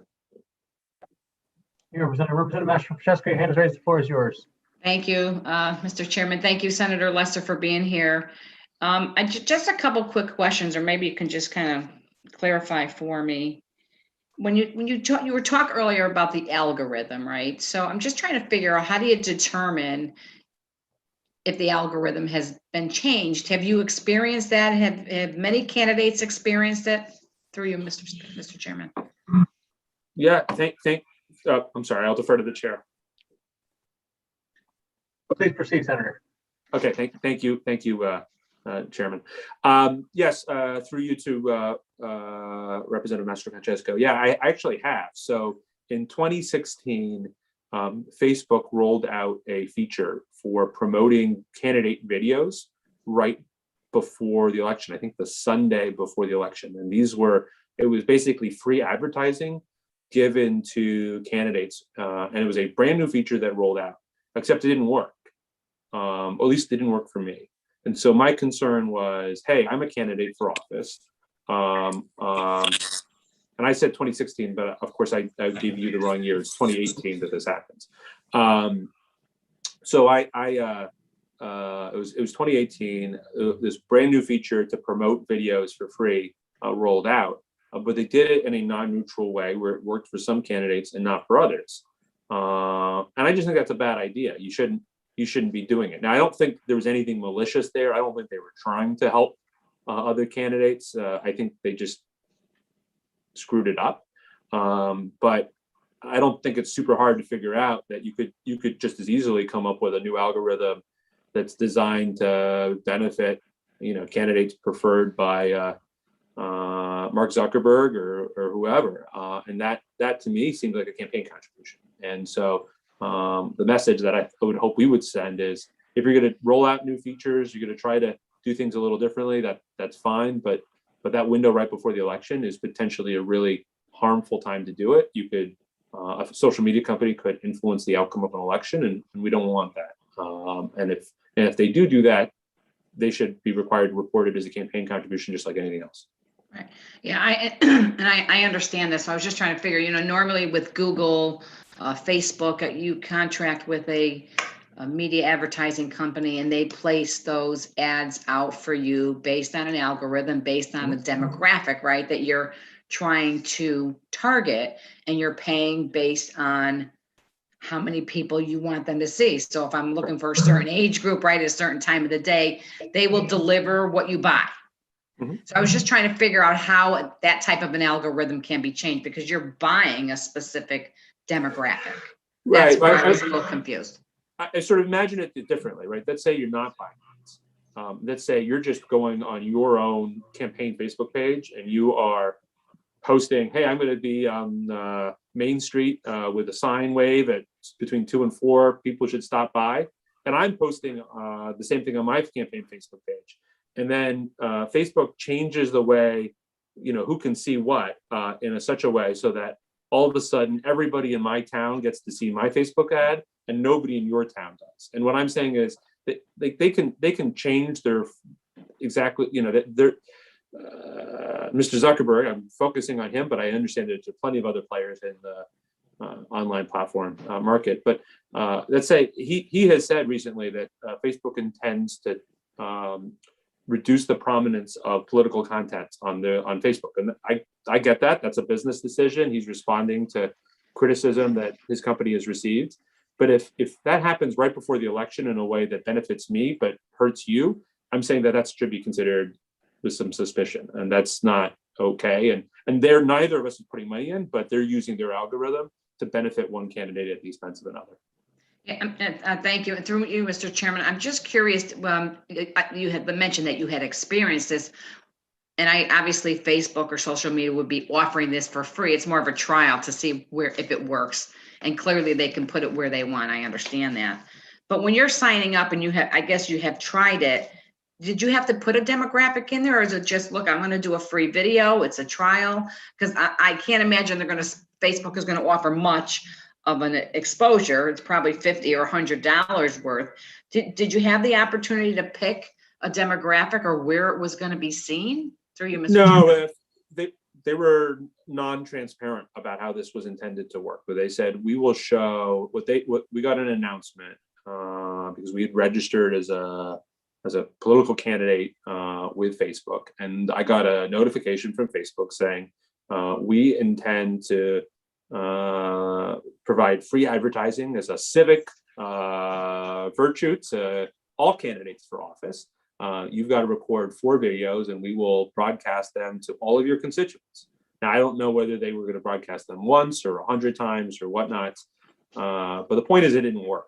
I don't think any of my constituents saw my videos, and I think other people saw videos from other candidates. And to me, that seems, I don't think this was malicious. I think they just screwed up, but But if it had been malicious, that would have been bad too. And certainly they were influencing the outcome of an election. When you start running TV ads for candidate A but not candidate B, candidate B is going to be upset. Yeah, no, thank you through you, Mr. Chairman. No, I agree. I would assume that had a candidate used that offer through social media, they would have to report that as an in-kind contribution. Would that be correct? I'm not sure, to be honest, because there are you can get there are broadcast channels, for example, can do public access, public interest programming where they can feature candidates, but they're supposed to do it in a neutral way. And Yeah. I think this would try to make sure that at the very least that something similar is applying to social media companies. Yeah, no, and thank you. Through you, Mr. Chairman. I agree. I mean, I'm sure everyone on this committee has been I don't want to call it a victim, but a target, we'll say, of some kind of campaign, things going on out there where maybe you see a video online or something and you don't really know, there's no paid for on it. So it certainly is concerning. But thank you for bringing these issues forward, Senator Lesser and Representative Fox. I have no further questions. Thanks again for your time. Thank you, Representative. Hey, Representative Blumenthal, your hand is raised. The floor is yours. Thank you, Mr. Chair, and good to see you, Senator Lesser. Good to see you. Thanks for being here and for putting this bill to the committee. I think it's really important, not only because I did the exact same thing as you did in 2018 and taking 40 minutes or an hour to film these videos to have no one see them, but also because I think it's important to realize and to recognize that no matter how they represent themselves, social media platforms are not neutral spaces for speech. They make choices constantly through their algorithms, purposefully or otherwise, about what people on their platforms see. And I think it's really important that we look at those platforms understanding that fact, and also that that fact is factored into our election regulations and any other regulations we may pass or promulgate. And I was just wondering if you had any comment on that aspect of social media platforms and how you think we should talk about them or regulate them or anything else. And you shouldn't feel any obligation to answer that request, but I just wanted to give you the opportunity if you wanted to utilize it. Yeah, thank you, Representative Blumenthal. It's a good question. I would just say that the thing that's so different about social media platforms from other types of media companies, from a newspaper to run an ad or not run an ad, or a television station which can run an ad or not run an ad, or feature one candidate prominently in the news every night, not other candidates. It's pretty easy to scrutinize other types of media and understand what's going on. But in many ways, social media is a black box because we really don't know what's under the hood. We can try to sort of figure out who's seeing what, but honestly, there's a real lack of knowledge as to what happens. And so I get that it's going to be a challenge to get the State Elections Enforcement Commission up into Facebook's algorithms or Twitter's algorithms and whatnot. I don't think that will be easy for us to do, but they have an immense amount of power. And we saw that. I mean, when Twitter banned President Trump, obviously that happened after the election, but that had an enormous impact on the president, the then president. And we know that whether in the context of a political campaign, something gets shown to viewers or isn't is an immensely important decision. So I just think we have to be involved in the space. And this bill may not solve all of those questions, but it's a start. And I think we should really, as an entity that writes election laws and is really focused on ensuring a fair and level playing field in elections, weigh in. Well, thank you very much for that comment. Thanks for the bill and thanks for being here today. Thank you, Mr. Chair. Thank you, Are there any further questions or comments for Senator Lester? Seeing none, Senator, thank you for bringing these issues to our attention again and wish you well. Hope you enjoy your weekend. Thank you. You too. Next, seeing the first hour has passed, we're going to move on to members of the public. Samantha Przybylski. She's present. Good morning, Samantha. I apologize for mispronouncing your last name if I did. No, you're good. Thank you. Thank you for being here and for your Thank you patience. for having me. Hello, Senator Flexer, Senator Haskell, and members of the Government Administration and Elections Committee. I have special greetings for Committee Co-Chair Fox and Vice Chair Thomas, who represent our interests in Stamford and Norwalk, as well as Representative Blumenthal, who also represents our Stamford interests. My name is Samantha Przybylski, and I'm a member of 2 student activism organizations as a sophomore at Brian McMahon High School in Norwalk. I'm testifying on behalf of those groups in our sister program at Stamford High School. I'm testifying in support of HB 6209, an act establishing Juneteenth Independence Day as a legal holiday. A couple of days ago, one of our members testified in support of the Truth and Reconciliation Commission called in from another bill. It made us think about the moral obligation we have to remember, to not forget our country's past, and how we must pave the way for a better, more just future that is based on decent politics and understanding and forgiveness. Since we launched our equity and education work, we've listened to classmates talk about their memories of racial passing. Their parents intentionally giving them what they considered Caucasian-sounding names, academic tracking that started in middle school, detentions and out-of-school suspension based on the color of their skin, and not meeting with guidance counselors because they would not understand my life, my pain. Those memories are wrapped in the words of Roger Taney, a former Chief Justice of the Supreme Court. When reading the verdict in 1857 Dred Scott case, he said, "Black people had no rights which the white man was bound to respect."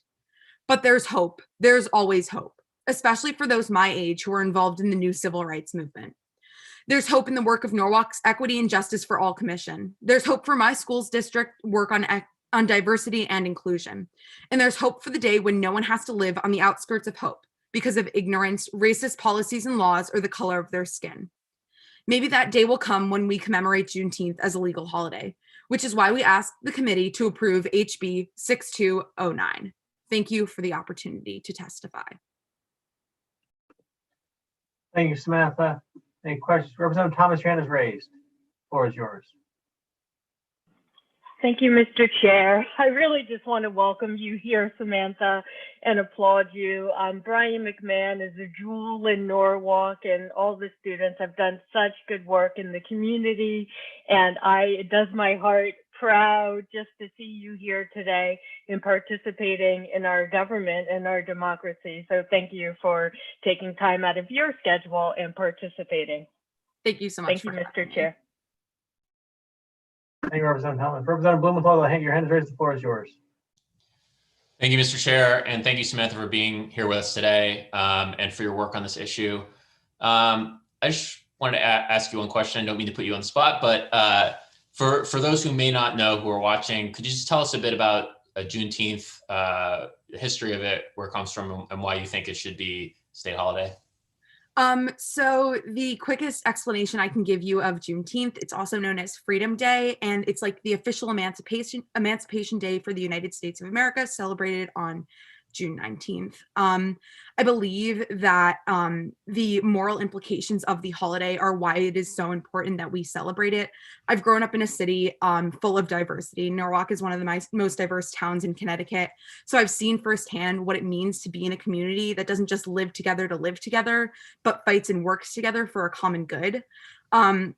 And as an equity group within our school, we've made small advancements that have allowed us to achieve further unity. So I believe that approving this bill will allow us to take another step, a greater one at that, to understand and educate ourselves at a time in our history that holds such significance to who we are today. And I believe that by passing Juneteenth as a holiday, it opens up education through schools, education through families, and education through our communities to further our knowledge and hold accountable for a time that is so important to remember and not just put behind us. Because if we allow ourselves to forget these moments, no matter how significant or not significant they are, then we allow the possibility of history repeating itself. And when we do that, we allow for things like slavery and civil rights to take a step back, which is anything but we want as a new generation of people. Well, thank you for that answer. You represent your cause very, very well. To me, Juneteenth is a historical reminder that words written on a piece of paper, whether they're a law book or anything else, mean only as much as how they're acted out on the ground. We often think of the Emancipation Proclamation as the act that freed slaves in America, and it freed a lot of slaves, but not all slaves. It surprises many people to learn that people were enslaved in the United States officially and legally, despite the Emancipation Proclamation, until through 1865 in some places. I think that your work today and your work more generally, Brian McMahon, and with your fellow students and colleagues, it reminds us of that work that needs to be done on the ground, and I thank you for doing it. Thank you, Mr. Chair. Thank you. Thank you, Representative, for the question or comments. Smith, I just have one quick question. Can you tell me a little bit about the group you're here on behalf of from Brian McMahon? I'm standing here today on behalf of two student groups within Brian McMahon, CYL and MC, which was recently founded this year. CYL has been working for, I think, about 20 years on things spanning from racial equity to sexual assault cases to just overall civil rights. And then MC has been working for the past year with our school and our district on a list of about 17 points that we'd like to see changed throughout, whether it's our school and district. So we've been meeting monthly with our superintendent and talking on a weekly basis with our principal. We've run National Black History Day Month panelist specials. We are hoping to run one for Women's History Month now. We have helped to bring change to a curriculum review. We have spoken to multiple people throughout our district about smaller changes and more textbook changes to the way we see curriculum, the way we teach history. And we have been following bills in legislation such as the Crown Act recently, and the one I mentioned just now that we testified for yesterday. How has the reaction been to the group's efforts? We've had great feedback and full support from our district and our school. We've been able to work with other schools throughout Connecticut, all over Fairfield County, as well as throughout the district with complete, how are we going to get this done? How can we do this? What's the fastest way we can do this? With little pushback. And the things that we have gotten pushback on have been obviously due to COVID. Some things have to take more precedence, like being able to have kids coming back into the building before we can talk about having in-person protests and in-person movement things going on within the building. But everything has been, honestly, I couldn't have asked for a better district to do this with, because I know that all over the world, all over the country, there are districts that are more closed-minded to student voice and being able to have a voice, because as we say a lot, everything that we do within the schools is for the students. So if you don't have student voice, how can we ensure that it is for the students and that it benefits the students? Great. What does MC stand for, out of curiosity? McMahon Student Support Equity in Education. Gotcha. Was that group organized? Do you see that at a different high school in the area, or was it just something a group of students got together? A group of students, I think about 4 of us started working together over the summer over a bulleted list that CYL had put together, and we had been recommended through teachers, through CYL, and through other things through the school to be that group of students to start working on this. And from there, the 4 of us said, this is something that other people are interested in. We're getting somewhere with this. We're meeting with all these people. Let's give more students a voice. And we, from there, started the club. Very well. Thank you very much for your efforts. Appreciate being here, and good luck to you in the future. Thank you so much. Up next, Senator Gary Winfield, followed by Judy Lehman. Good afternoon, Senator. Good afternoon, Senator Flexer, Representative Fox, Senator Sampson, and Representative Master Francesco. Good afternoon. My name is Senator Gary Winfield, representing New Haven and West Haven, here to testify on Bill 1052 and 761. On the bill that pertains to the disparity study, this is something that we've been looking to do for a long time. Our disparity study is decades out of date. And we need to get it done. We don't know that the set-asides that we have are updated to the point that they need to be. And there's an issue a legal issue when we go to the courts without a current disparity study. You hear my children, you might hear my children in the background, so that's why I'm looking around.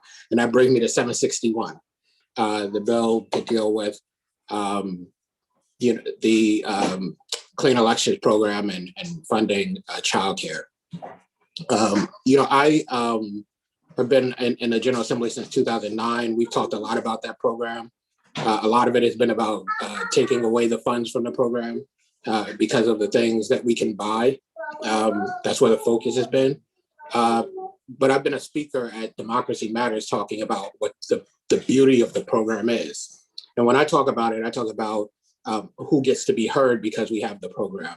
And I talk about who gets to run because we have the program and why that's important. And, those are the two biggest things I think that we should focus on when we think about this program. People who don't normally get to be heard in the system of big money get to be heard. People who don't normally get to run. I didn't have a child in 2009 when I ran, but I certainly wasn't the type of person that had the money or connections to run. But I think about the two little ones that are running around right next to me right now. And if I had to run right now, what it would be to try to run with those two little people in my life. My wife works in the middle of the day, so I do a lot of the childcare with those two beautiful children. And it's just difficult. It's difficult, and I'm not struggling the way that a lot of people are struggling. And I think it's important to think about what it means to take a huge section of the people who have the experiences that we need to understand in the General Assembly and say to them, simply because you don't have the money, because you don't have the big money that we said we were going to get out of politics, you can't participate. You can't run for office. I think it changes in a way that is not positive what the General Assembly could be. I'm not going to speak very long. I just think that it is critical that if we're thinking about diversifying, that we make sure that people who aren't baby boomers can run for office, that we think about this affects moms and dads, but we know it disproportionately affects moms, that we think about making sure that those moms have the ability to participate in the system. And I don't want to get dinged by the bell, so I'll stop there. Thank you, Senator. Any questions or comments for Senator Whitfield? I just want to thank you for being here today. I think particularly providing the viewpoint of a father. I think it's very important in this conversation as to relate to 761. I think there it is. Particularly the point you make, how oftentimes the mothers are the ones who are more focused on. I do appreciate your opinion, value opinion from your perspective as a father to the conversation. So I thank you for running that perspective. Thank you, Representative. Have a great day. You as well. Thank you.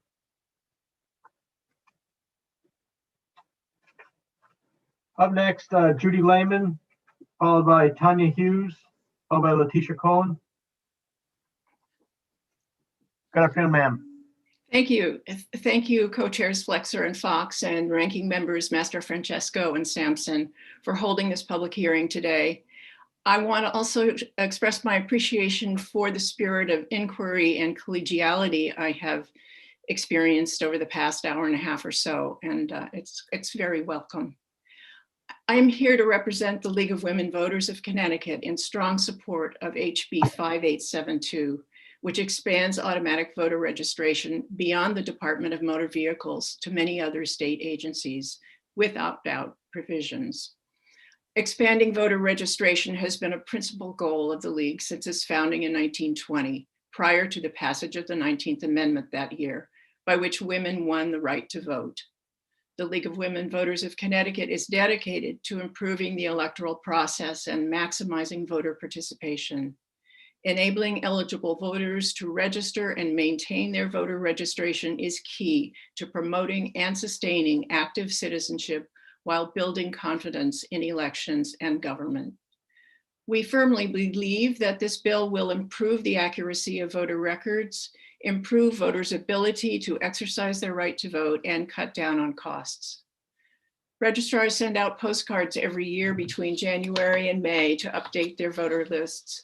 However, with more and more people using mobile devices to conduct their lives and business, And with the disruptions in living situations brought about or revealed by COVID, these mailings don't yield nearly as much change information as previously. Registrars of voters and town clerks will be key resources in developing modernized systems while closely coordinating with state voter registration agencies and the Secretary of State's office to implement an expanded automatic voter registration system. Expanding automatic voter registration beyond the Department of Motor Vehicles is a common sense reform that aligns with our commitment to maximize voter participation with the obvious need to have accurate and up-to-date voter information about an increasingly mobile population. Thank you again. The League of Women Voters strongly supports HB 5872. Thank you, Ms. Lehman. Representative Thomas, your hand is raised. The floor is yours.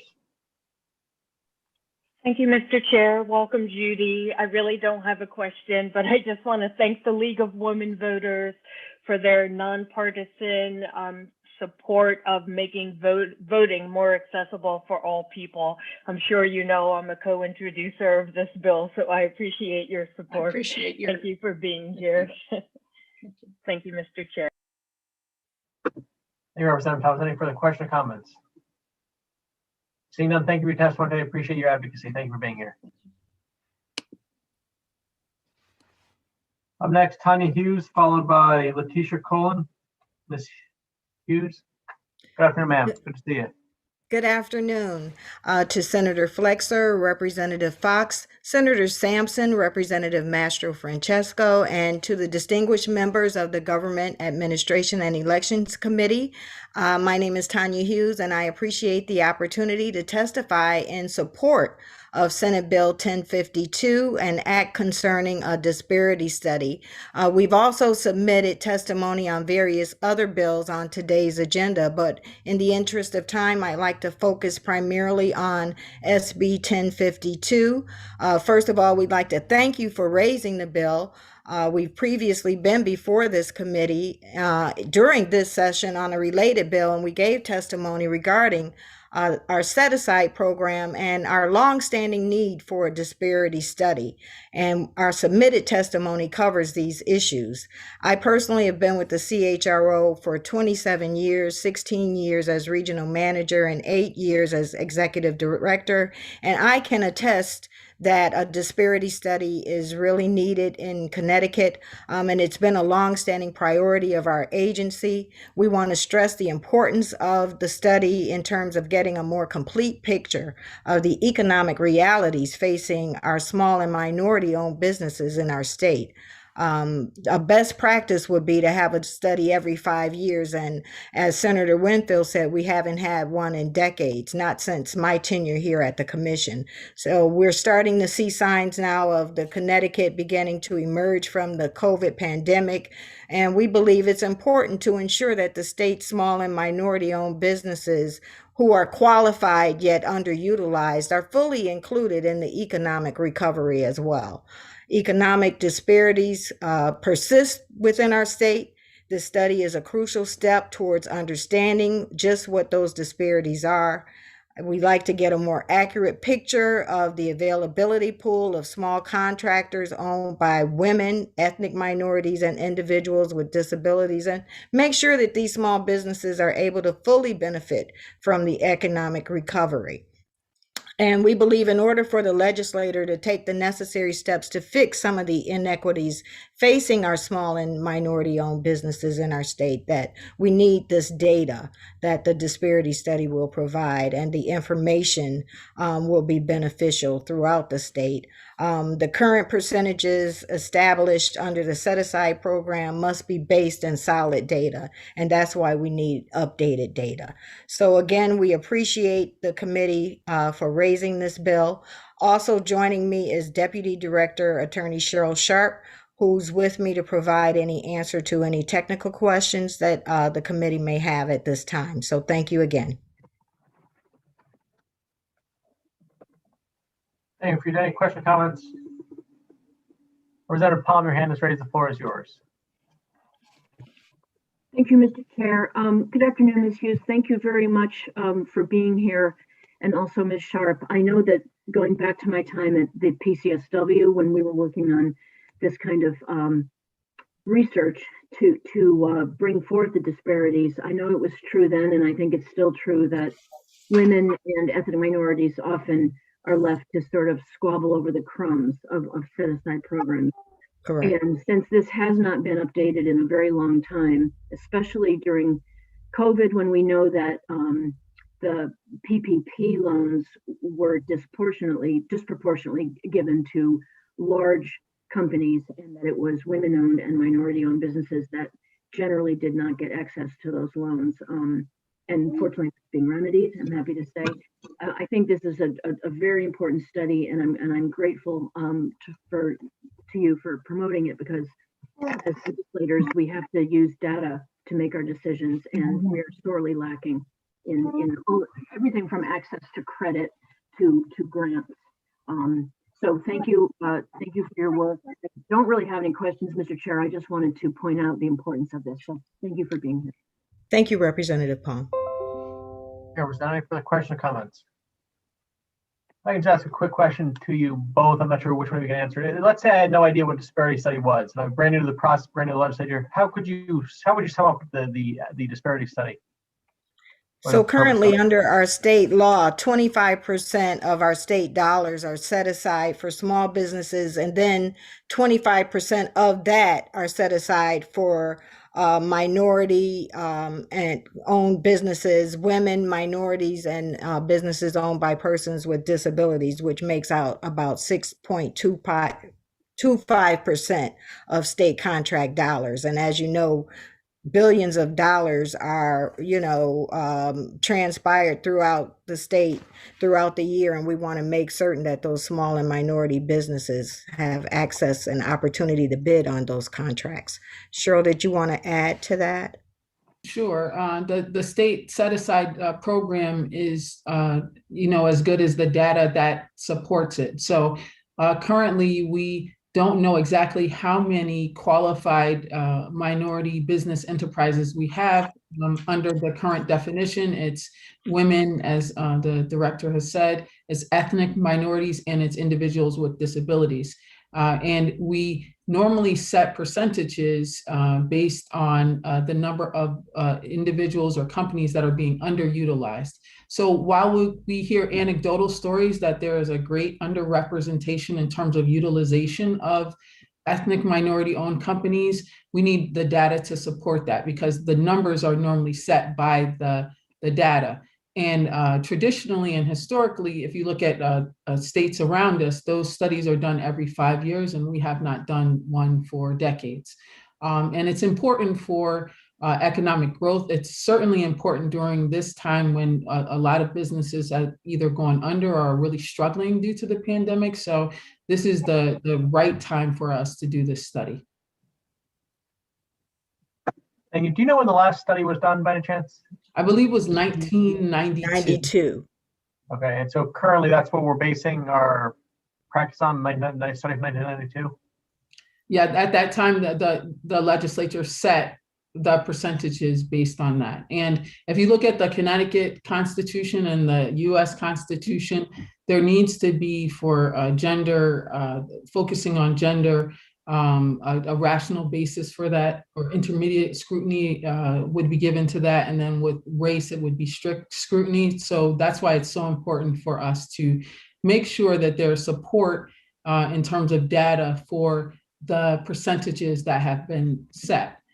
It doesn't affect the small business program because it's not tied to race or gender, but it certainly affects the minority business enterprise portion of the program.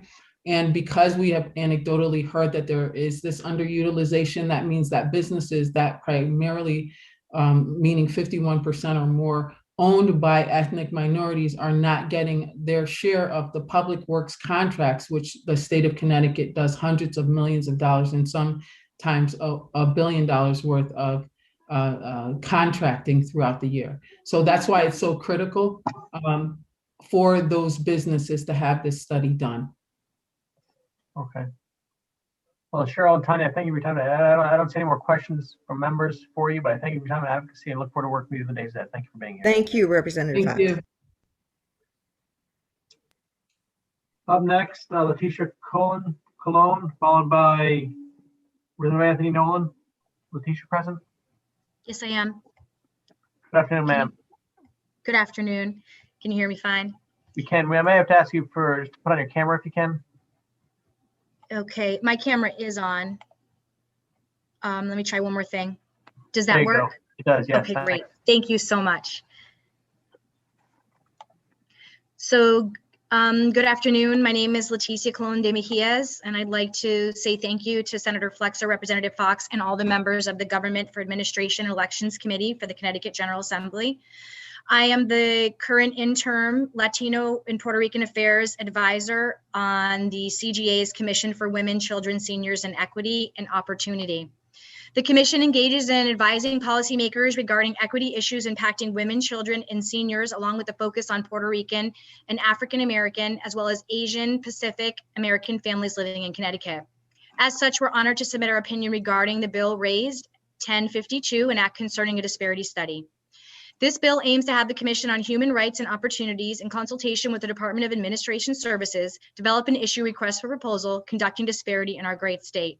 Furthermore, the consultation with DAS shall develop a criteria for evaluating proposals relating to conducting this disparity study, which are outlined in the bill, so I will not belabor them here. However, our perspective on the need for this disparity study is as follows. It is not a secret that disparities exist in our state. These long-standing social economic disparities have been barriers to the health and wealth of our minority communities for far too long. We further assert that the lack of access to disaggregated data regarding the disparities has stood in the way of equitable policymaking and planning, as well as budgeting in the state of Connecticut. We look to help to build bridges, close gaps, and create opportunities to lift our communities. And in order to address these growing and known disparities, disaggregated data is necessary to create responsible and accountable progress towards policies, plans, and regulatory actions. Therefore, we call on the governor's leadership and the State Department heads, as well as the GAE committee of the CGA, to commit and complete this timely study. This study will expediently and efficiently provide access to the disaggregated data for the purposes stated herein. As the pandemic continues to highlight the exacerbated growing disparities in the areas of education, public health, economic development, housing, and even access to basic needs, plus the expanded need for workforce development opportunities, which would directly support our communities. This crisis should not be used as an excuse to withhold actionable steps towards equity, opportunity, and the meaningful inclusion of our communities and the planning and budgeting of our state resources. Historical inequality and economic disparities have been shown in the state and beyond. And this formal request for long-standing events, policies, and law practices which were intentionally or unintentionally designed to provide economic advantages to one group at the expense of another have harmed us. So acknowledging the history of structural discrimination and institutional racism is a critical step to creating an equitable and inclusive state plan and policy platform. Our communities seek equal support and equal opportunity to create paths to stable social, economical improvements. And as the state seeks to draft and implement these plans, policies, and budgets which support inclusion and equity in Connecticut, it is critical that we do not continue to rely on siloed approaches in solving these problems. We must instead leverage the connection between education, housing, health, and economic development, workforce planning, public transit, and criminal justice to leverage our knowledge and resources effectively, creating improved systems and outcomes, which would be truly inclusive and supportive of the communities who have been historically left behind. This disparity study, therefore, has become a legal necessary step in the development of programs and policies which attempt to level the playing field for Black and Brown residents and businesses. Your 3 minutes is now over. Yet the study alone is not enough to create an effective intervention. And done well, this disparity study will identify opportunities for Black and Brown business development and open doors in our communities that have been closed. It's unfortunate the study must be done to justify the programs and support the communities of color, but until there's a change in the law, it is time for the state of Connecticut to fund and conduct a thorough disparity study. We specifically ask that this disparity study be properly funded and directed to appropriations, that it collect and reflect disaggregated data, that oversight would be completed by an inclusive and diverse committee, which should be assigned, and that we make and ensure that is clearly defined an appropriate scope and final deadline, as well as making efficient use and effective use of time and resources. We completely support the passing and implementation of this bill because the last study was completed in the 1990s and has currently been far too long without an updated study. Thank you for having me here today, and I am available for questions. Any questions or comments? Seeing none, if I could ask one quick question, kind of based on the same question I asked the last witnesses. If I was brand new to the process, I had no idea what the disparity study was. You tell me a little the practical implications of passing such a study, or how such a study could be useful. Thank you for asking that. It's a great question. So I actually didn't know much about disparity studies, and I belabored to really read and research this before working with the other subcommissions to write this letter, which was actually sent to our governor. And disparity studies collect data on how effective our use of funds are being allocated. So are we ensuring that the programs that we set up are supporting the communities that we said that they would? Are the funds in the state of Connecticut being distributed equitably to the people who need them most to support business and economic development in those communities? And as stated, we haven't had one since 1990. It's very difficult, since things have changed since then, to create effective policy planning or budgets without having access to corrected data, updated data that would reflect where we are in the state of Connecticut now, where the needs are. The other thing is accountability. You know, it's really responsible to not just set up this disparity study now, but to think about the importance of continuing this as we move forward to ensure that the information and planning and budgeting that's done is held accountable in our planning process afterwards. So that would be a recommendation from our commission as well. I hope that answers the question. It does. Thank you very much. Thank Seeing you. no further questions, I appreciate being here. Thank you for your advocacy. Look forward to working with you the days ahead. Thank you for being here. Thank you very much. Up next, Representative Anthony Nolan, followed by Tony Morrison. Representative Nolan, the floor is yours. Good afternoon. Good to see you.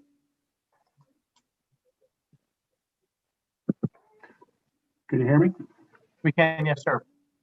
Good afternoon, and thank you for allowing me to come before you to talk on HB 6209.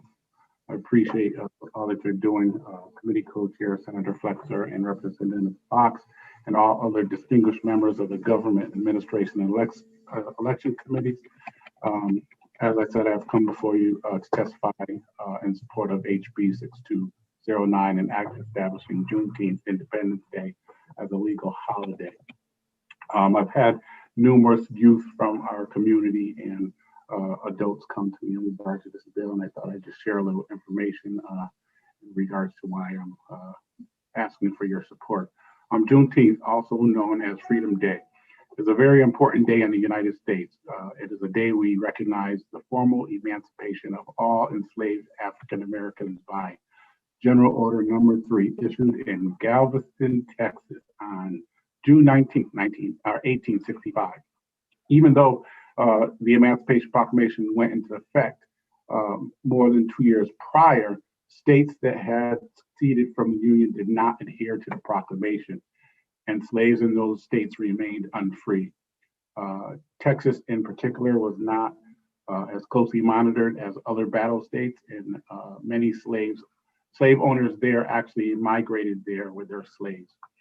Although most enslaved people lived in rural areas, more than 1,000 residents in both Galveston and Houston by 1860, with several hundreds in other large towns. Excuse me. By 1865, there were an estimated 250,000 enslaved people in Texas. General Lee surrendered in April 1865, and General Granger's regiments finally made the Union presence strong enough to overcome the resistance in Texas. General Granger's first order of business was to read to the people of Texas General Order Number 3, which began most significantly with the people of Texas are informed that in accordance with a proclamation from the Executive of the United States, all slaves are free. This involves an absolute equality of rights and rights of property between former masters and slaves. And this connection herefore existing between them becomes that between employer and hired labor.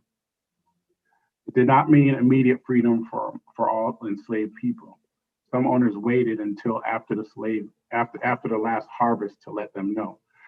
But June 19th became a day that people could rally behind and celebrate, being told that they were free. Celebration began as Texas tradition, and that spread throughout the country as people from Texas migrated to find relatives and new lives in other states. Today in Connecticut, many communities hold their own Juneteenth celebration, but I am happy to support this bill, making it a state holiday. It's very significant, not only for African Americans, but for our whole country. On July 4th, we celebrate independence from Great Britain. I think it's just as important for us to recognize and celebrate Juneteenth. When we become a nation where all people truly were free and independent. And just for, in case some don't know, Juneteenth was abbreviated from the actual June 19 being combined together. Thank you for this opportunity to address the legislative body. And I urge you to support HB 6209, an act establishing Juneteenth as a legal holiday. Thank you, and I'll take any questions if there are.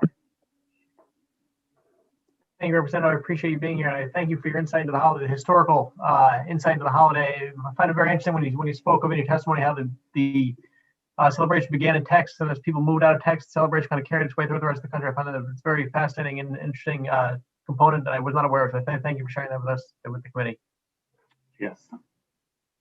Seeing no questions or comments, I appreciate you being here and thank you for your patience with us today. I look forward to working with you in the days ahead. Thank you. Thank you for your hard work and hope to see you guys soon. Have a nice day. Thank you, Representative. Up next, Tony Morrison, followed by Andrea Barton-Reeves. I believe Tony's here. Yes, I'm here. Good afternoon. Thank you. Thank you, Chairman Fox. Appreciate the opportunity to testify in support of Senate Bill 294.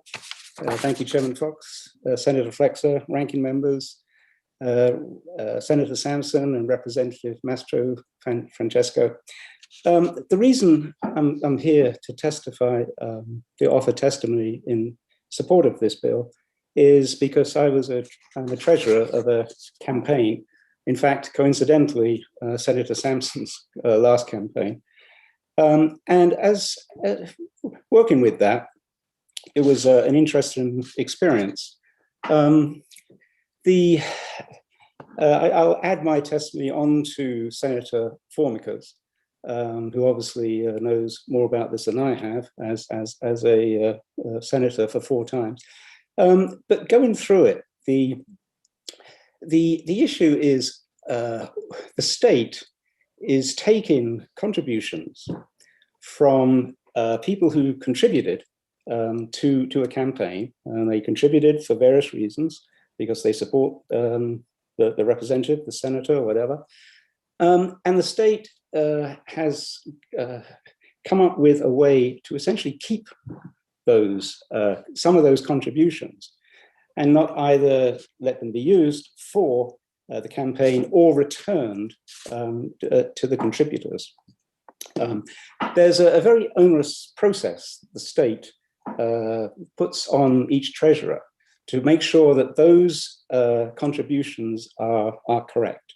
It's seemingly to me, it was a far more onerous process than is needed, in the sense that I had 29 challenges to my contributions. Pretty much all of them were for strange reasons. They were either simple reasons, some procedural issues with signatures or something, but a lot weren't. And it took an awful lot of time to essentially prove to the state that these weren't, these weren't false contributions. And in the end, the state, I couldn't get hold of a few people, and the state disqualified those contributions. And now the state now keeps them.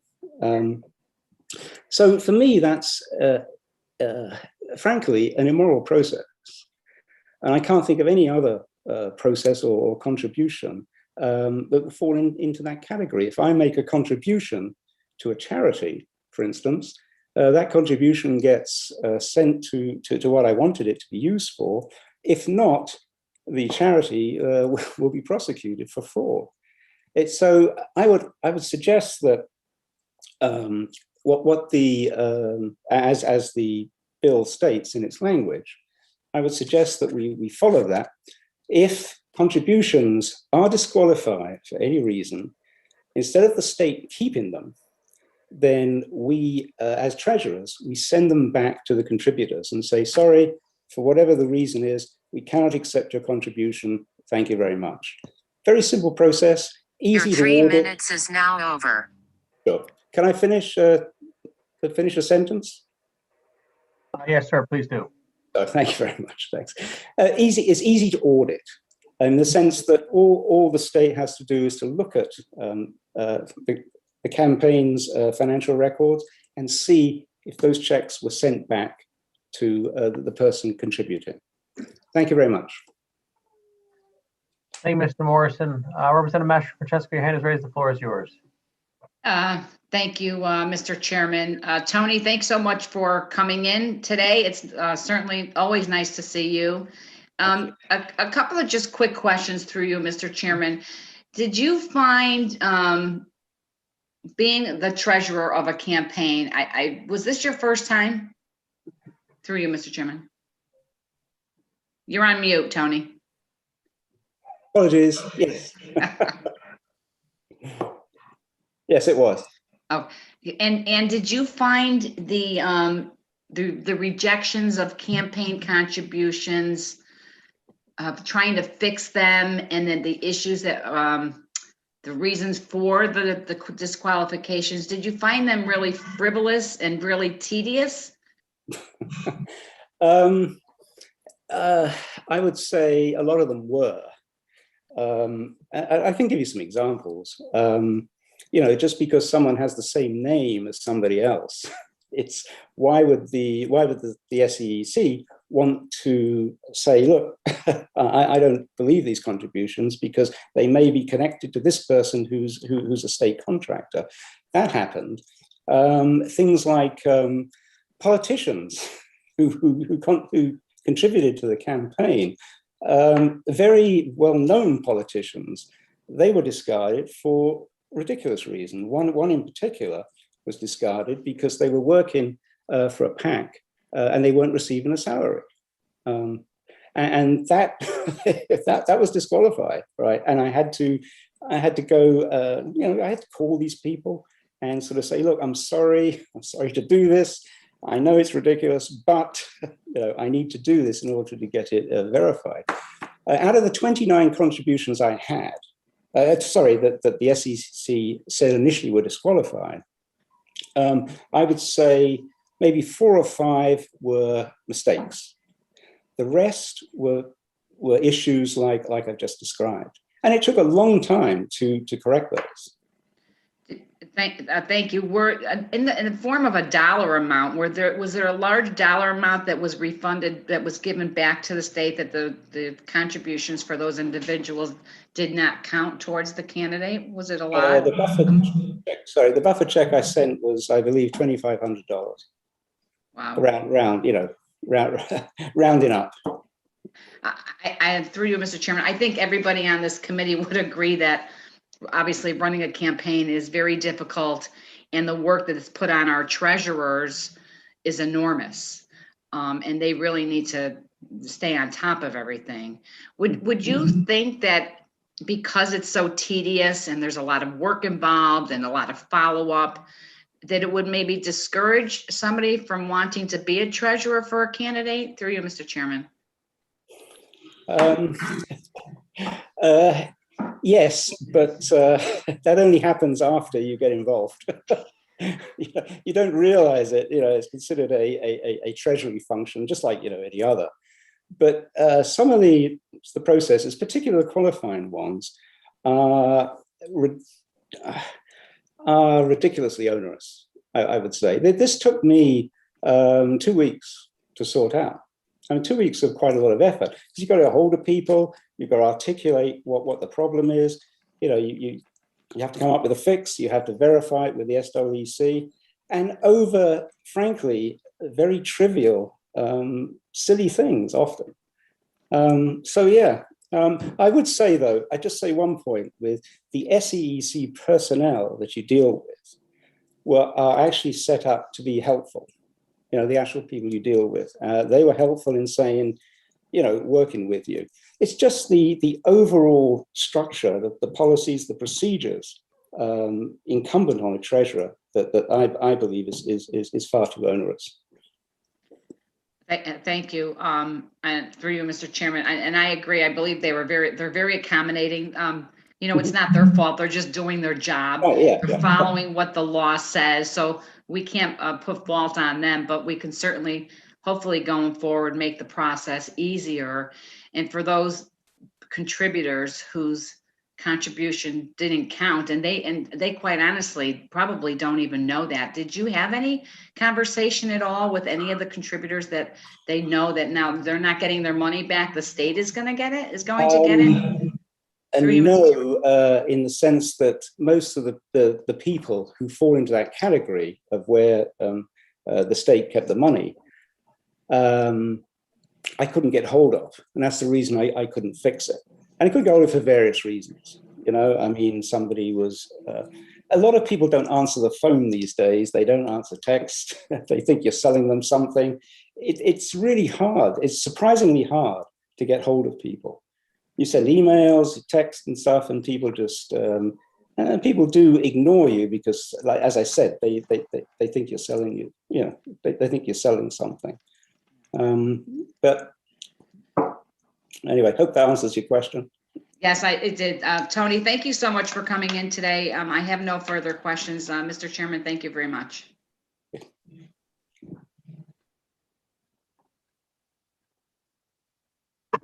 Representative Santiago, your hand is raised. The floor is yours.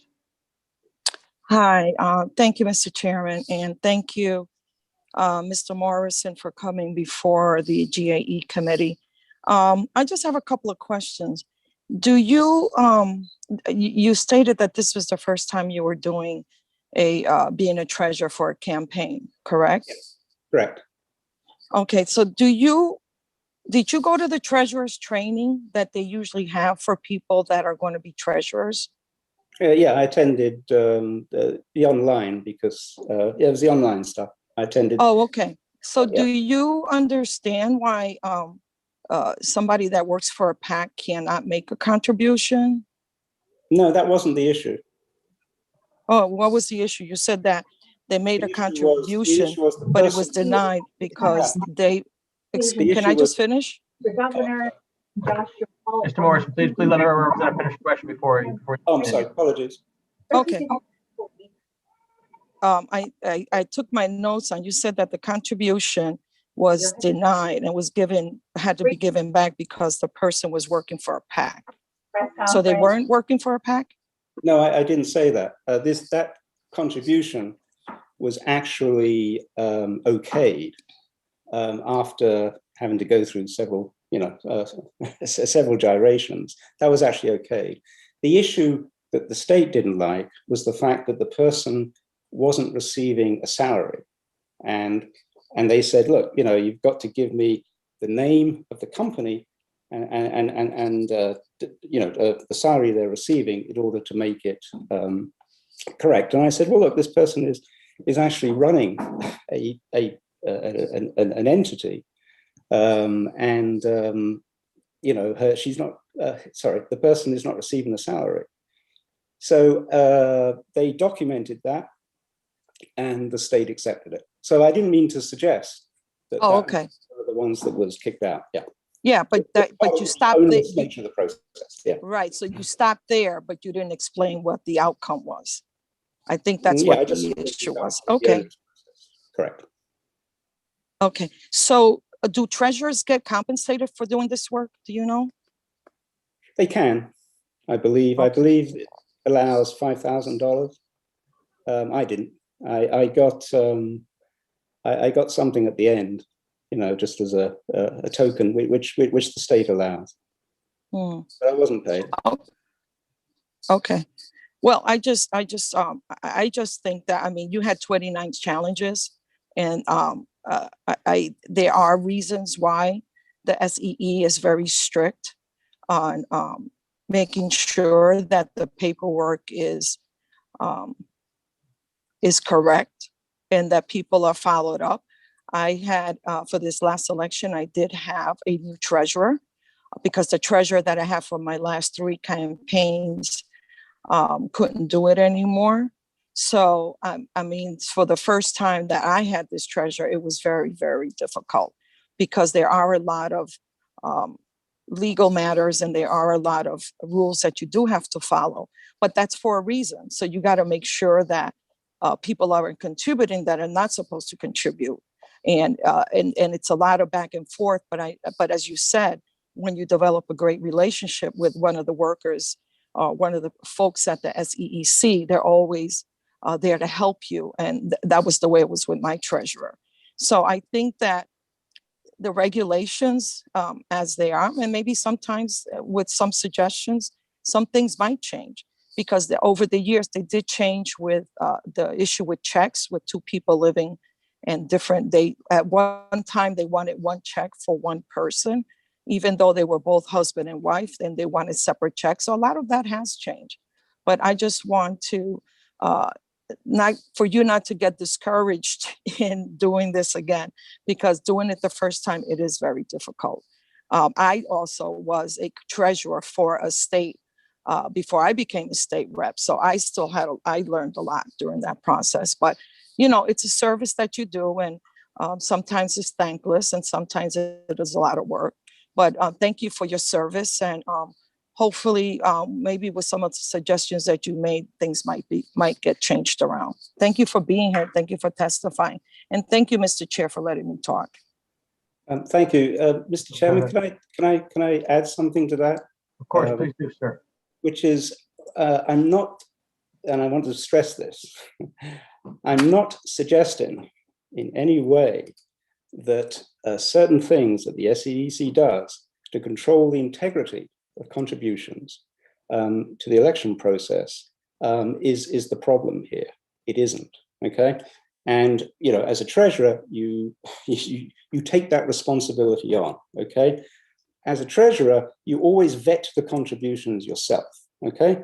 And we, you know, like any other treasurer, I've sent contributions back, okay?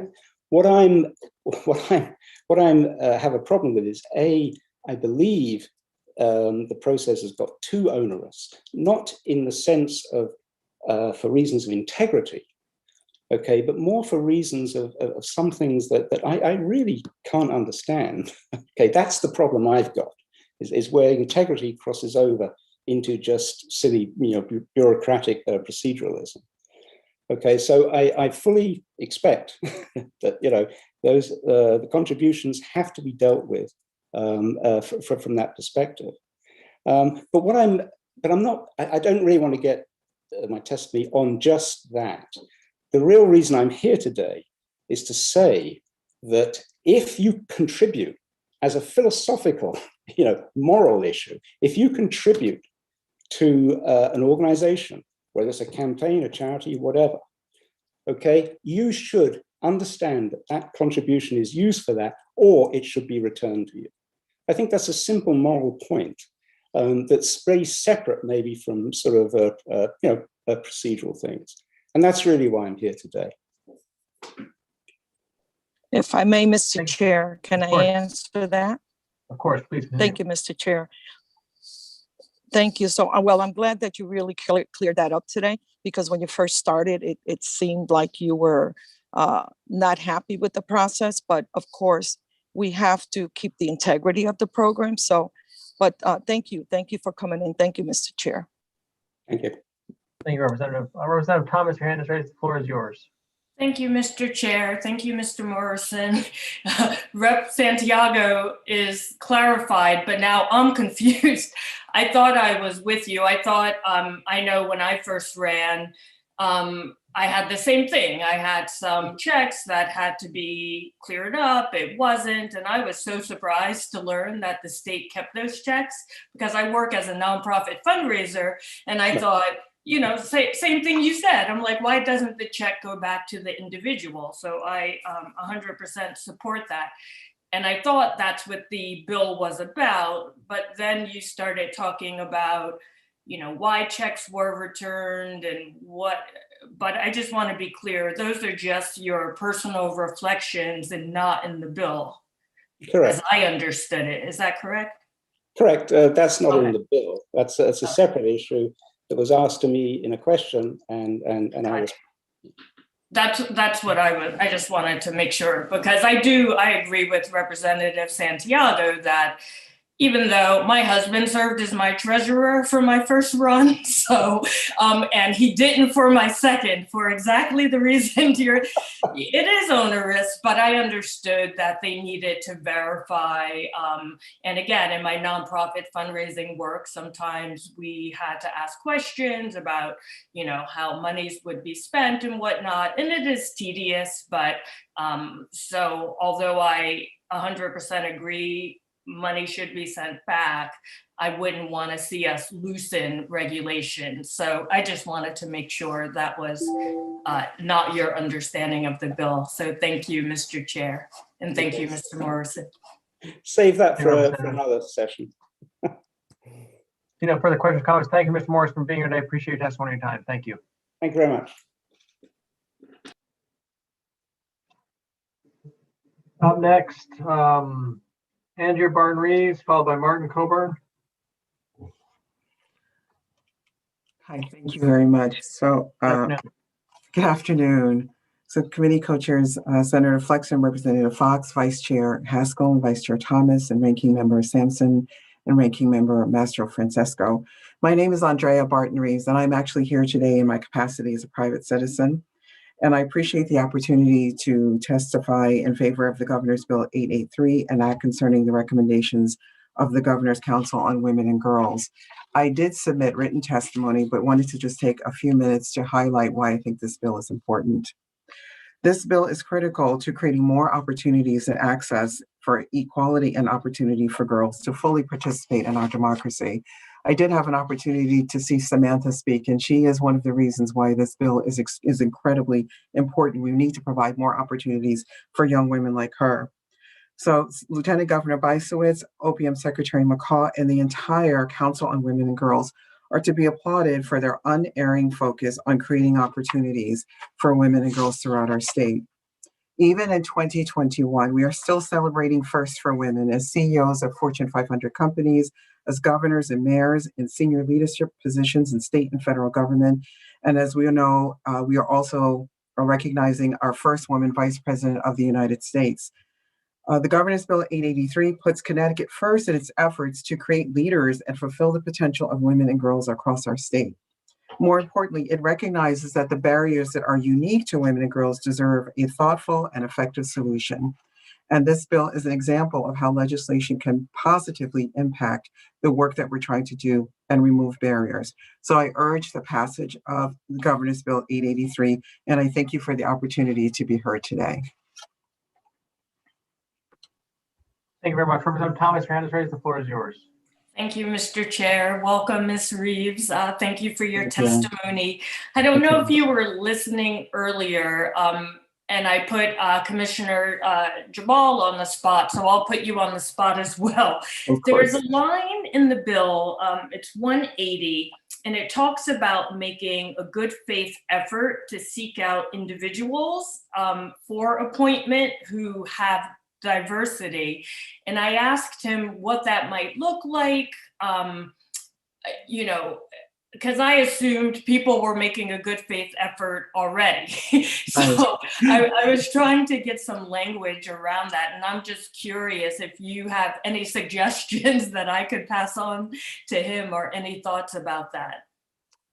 That's a great question. I don't have any specific suggestions. I can tell you that in my past roles, I was the CEO of a not-for-profit for people with intellectual disabilities. And by the very nature of the work that we did, it attracted a very diverse workforce. But we did make a concerted effort to make sure that our workforce actually matched the community that we were serving. And I think that's one of the markers that could be created.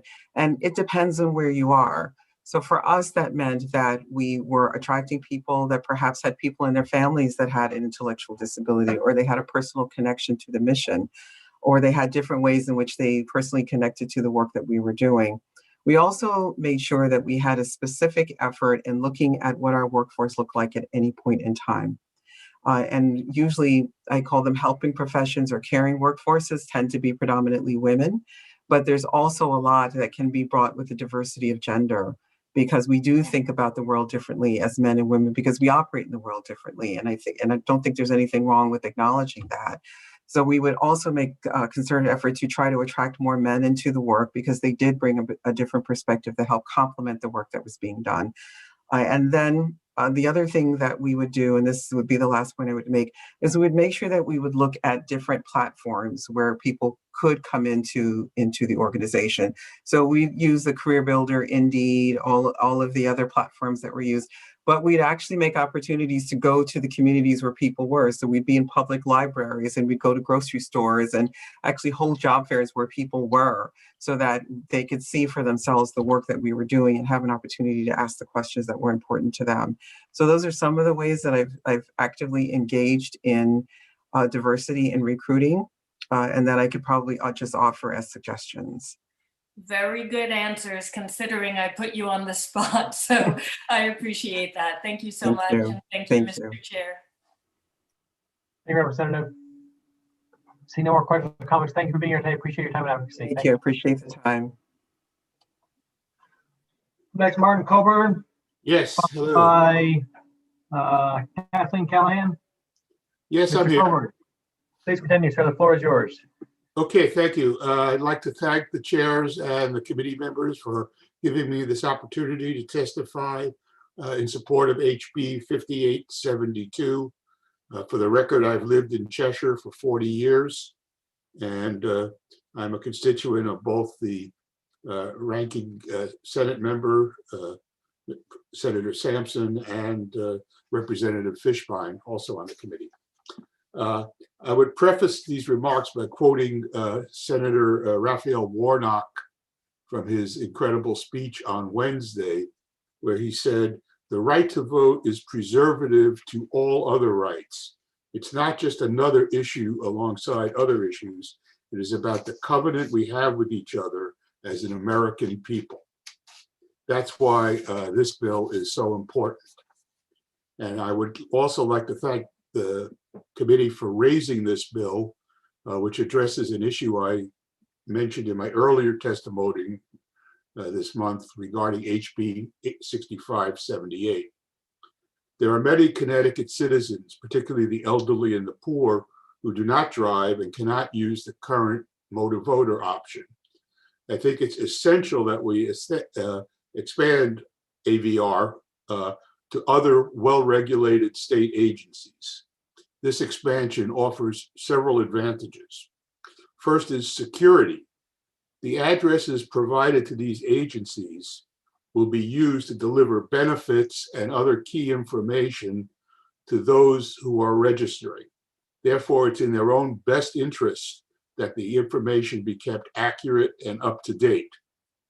Their use of these addresses for voter rolls will enhance the security and integrity of our elections by automatically delivering the most accurate residency information to the registrars of voters, and eliminating outdated and inaccurate means such as postcards and things like that for verification. It also, second point, it will reduce the workload on local officials, reducing the number of duplicate registrations and the like they have to chase down. And that could also reduce any confusion on election day. But most importantly, this bill will improve our democracy. It will open up access to the ballot box to those who currently have difficulty doing so.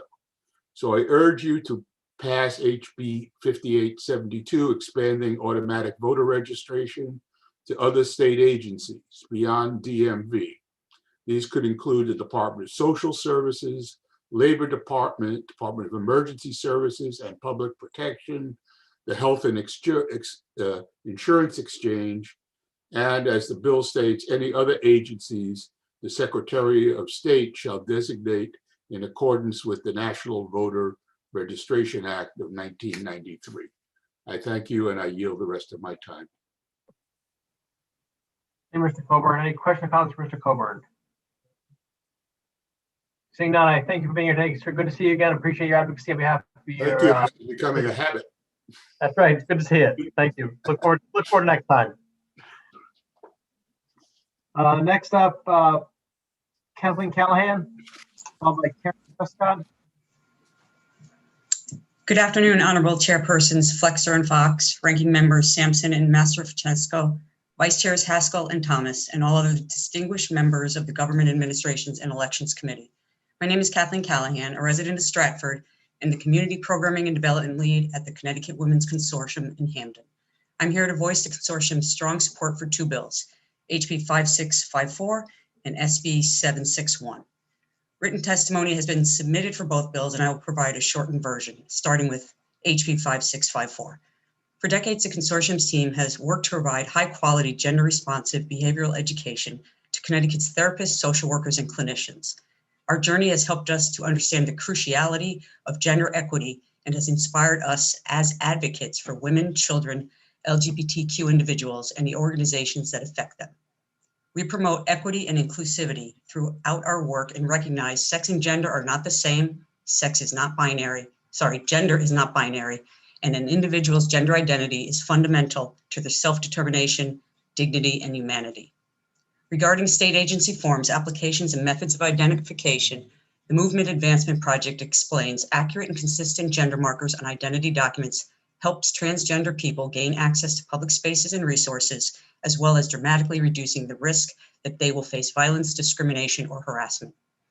Gender policy is evolving and uncertain across the country, and this bill will face opposition and challenges, philosophically and logistically. We have faith in Connecticut policymakers and data system designers and urge you to lead us forward.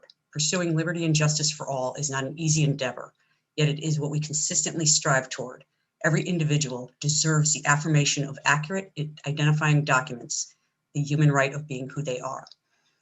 Concerning SB 761, as submitted by my consortium colleague, Emily Hoyle, 2.5 million women in the United States have left the workforce since the beginning of the pandemic. This sudden and devastating decrease was triggered in part by the disproportionate growth in the domestic and childcare responsibilities placed on women's shoulders in the last year. This acute instance is well documented, but its severity is indicative of a larger disproportionality that existed before 2020. Despite huge gains in women's empowerment, childcare costs remain a major barrier to working mothers seeking to enhance their careers. We support this bill and its importance for aspirational parents across the state.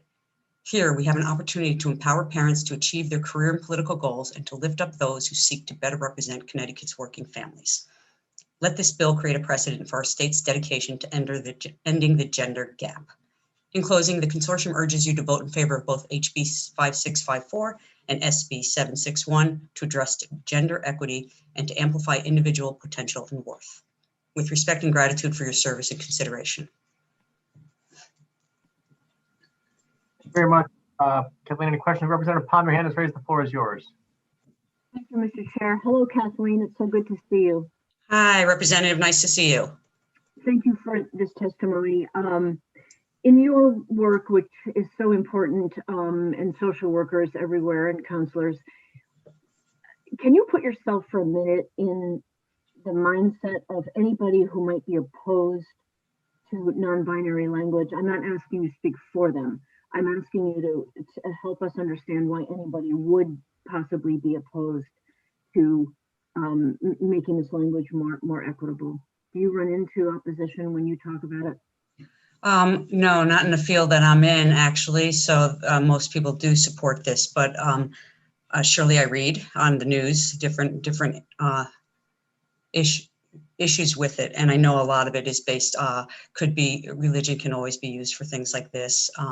The misunderstanding that sex and gender are different, that there is a continuum. I think there's fear. All the things a lot of the stuff that we work with comes with fear and change.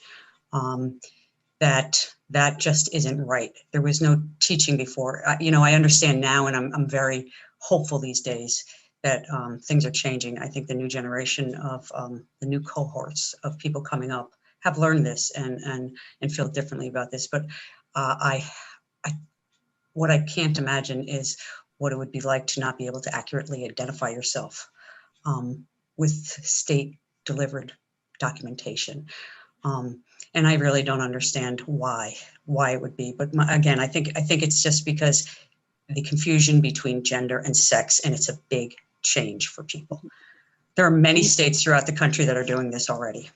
And I know Connecticut's driver license on paper has a box for non-binary.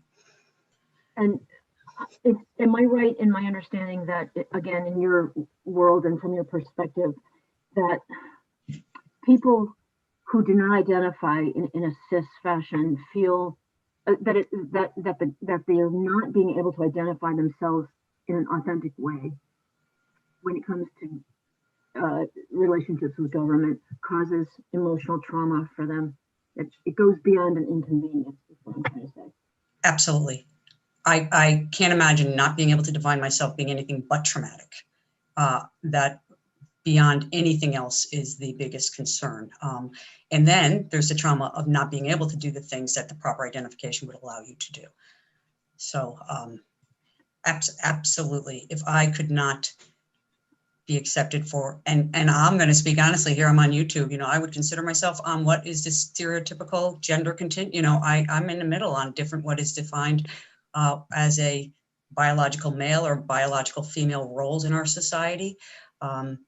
So I've struggled, with my life with people judging me because of different things I do and how I present. So I understand that, but not at all in a level that where my gender really is not how I biologically was born, and that difference and not being accepted for that. It's your humanity. So the trauma of not being yourself, I can't even put a value on that. Thank you for your candor, and thank you also for saying in your opening testimony that you have faith in us as a state. That meant a lot to hear. Thank you, Mr. Chair. Thank you, Representative. Hey, Representative, further questions or comments for Kathleen? Thank you for your advocacy and for being here today. Appreciate your time. Thank you very much, Representative. Have a good day, all. You as well. Thank you. Up next, Karen Prescott, followed by Janine Davis, followed by Callie Holman.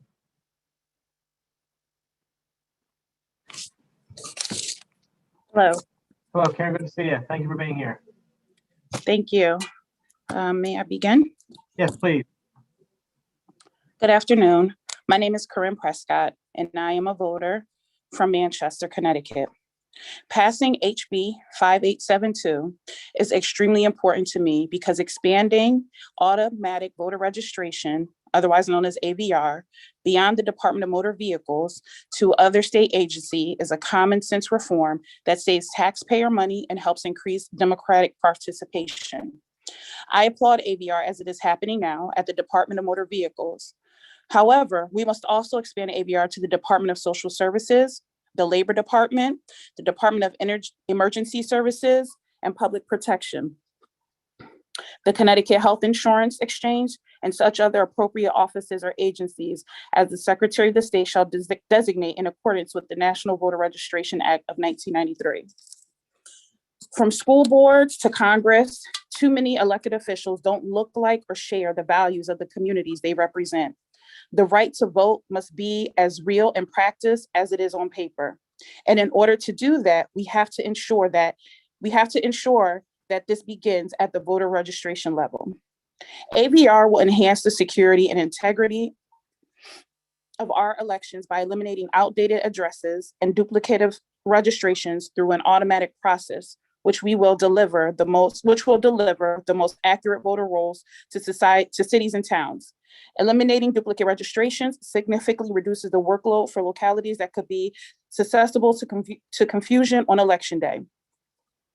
77% of Connecticut voters support AVR in a recent Secure Democracy public opinion poll. Across the country, localities have saved an average of about $3.54 in labor costs per registration by moving from a paper to an electronic method. 19 states have versions of ABR. I urge you to pass HB 5872 to expand automatic voter registration beyond the Department of Motor Vehicles to other state agencies. Thank you. Again, my name is Corinne Prescott, and I'm from Manchester. Hey, Corinne. Representative Thomas Andres, the floor is yours. Thank you, Mr. Chair. Thank you for being here. Corinne, am I saying that correctly? Sorry. Yes. Sorry. Thank you, and thank you for your work. I know leading a nonprofit is often very challenging, especially now. I'm just curious. I'm one of the introducers of this bill, so I think it's very important. But I wondered if you could speak a little about how this change might affect some of the people you deal with in your work to foster civic engagement in the community. Well, I think the first thing that I'm thinking about really is if it expands to the Department of Social Services, a place where people are sometimes going to make sure they're up to date on child support. People are going to get services, basic human rights needs like food and help with shelter and things like that.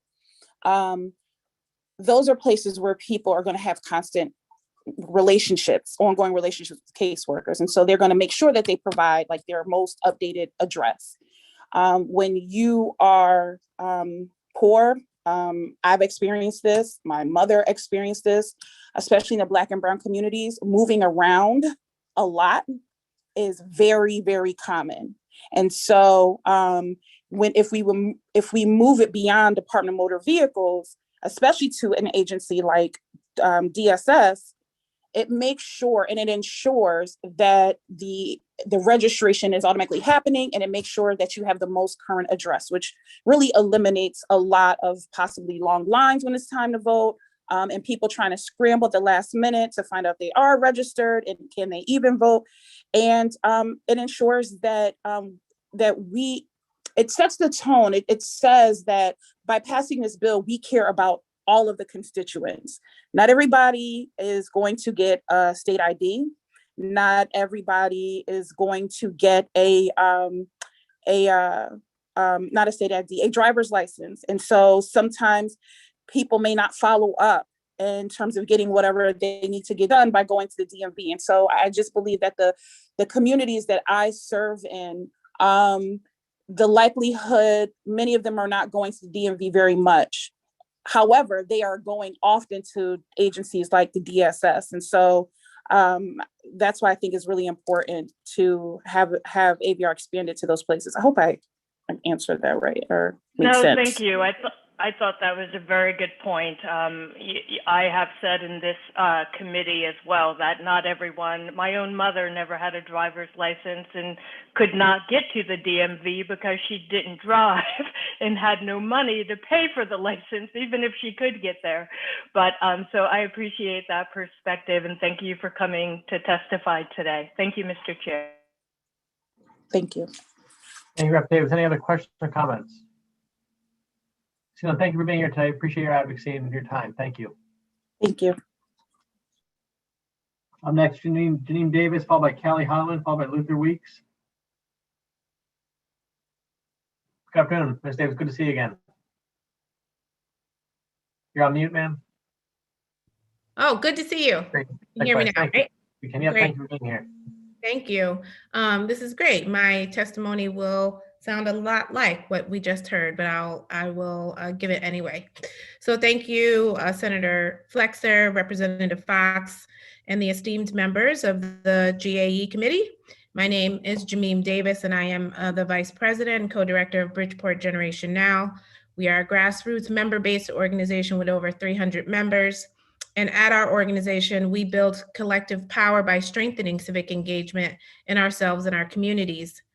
I am here representing our member base in strong support of passing HB 5872, expanding automatic voter registration beyond the Department of Motor Vehicles to other state agencies. We believe is a common sense reform that helps increase democratic participation. It also takes the burden of registering people to vote off small civic organizations like my own. We know firsthand that when we're out registering people, they often forget or don't know if they're registered, especially if they've moved. This can easily result in duplicate registrations and address errors. Codifying the voter registration process, we now use at the Department of Motor Vehicles into state law will also make it easier for people who don't drive to exercise their civic responsibility. We must expand AVR to the Department of Social Services, Labor Department, Department of Emergency Services and Public Protection, and all of those other agencies that the Secretary of State will designate. AVR will enhance the security and integrity of our elections by eliminating outdated addresses and duplicate registrations through an automatic process, which will deliver, again, the most accurate voting rolls to our towns. Eliminating duplicate registration significantly reduces the workload for localities that could be susceptible to confusion. This is especially important in Bridgeport, where political operatives have essentially hijacked our democracy, and unbeknownst to the voter, they sign people up to receive absentee ballot applications at an address where they no longer live. At Gen Now, when we sued city officials and campaign operatives in 2019, evidence revealed and testimony was given that showed just how overwhelmed our town clerk's office is when faced with sorting out duplicate applications. So I just strongly urge the passing of HB 5872. And thank you very much for the opportunity to be with you all again to testify. Hey, Ms. Davis, good to see you as well. Any questions, comments from Ms. Davis? See none, thank you for being here. Appreciate your advocacy. Thank you. Thank you. Nice. Callie Heilman, Luther Weeks. Callie, there she is. Hello, Callie, good to see you. Hello, nice to see you all again too. I'm just here following up with my co-director, Jameem Davis, to just add my strong support for HB 5872. You know, as a leader and member of Bridgeport Generation Now, I have personally been registering community members to vote since the summer of 2017. And in 2018 and 2019, we set up voter registration tables throughout the summer at farmers markets, music festivals, community events, and we've run neighborhood canvases. So I have some grassroots experience in directly trying to register people to vote. And that experience has taught me three things. The first thing is that many people are confused by the registration process and don't know whether they have already registered. And we come into contact with people who are concerned they don't qualify because of a history of incarceration and or probation. And that keeps people from believing that they belong in our democracy. I also have experienced people who are very hesitant and unwilling to give me their personal information. So the voter registration form requires that you give your driver's license number and or the last four digits of your social security number. So I experience a hesitancy. People don't want to give me that information. I'm a stranger with a clipboard. And I've also experienced that this feeling of, you know, that the burden to expand our electorate in a nonpartisan way should not be placed on small nonprofits and volunteers, but really should be the responsibility of government. And so, you know, expanding the automatic voter registration process beyond the Department of Motor Vehicles into all these other state agencies will help alleviate these things. In my opinion, state agencies that, you know, have the technology will reassure voters that they both qualify to register to vote and are in fact registered appropriately. And this will help create confidence in the voter that they do in fact belong in our democracy. It will also build trust, you know, so people, you know, go to state agencies already prepared to disclose personal information. And so there's an inherent trust in the process, which psychologically will create a willingness to register. And finally, the system appropriately places the responsibility for expanding civic and democratic participation on our government where it belongs. So I strongly support HB 5872, and I thank you for your continued leadership in this effort to expand our democracy.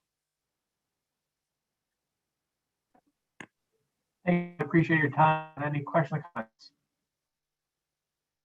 Seeing none, for your advocacy, appreciate it. Thank you.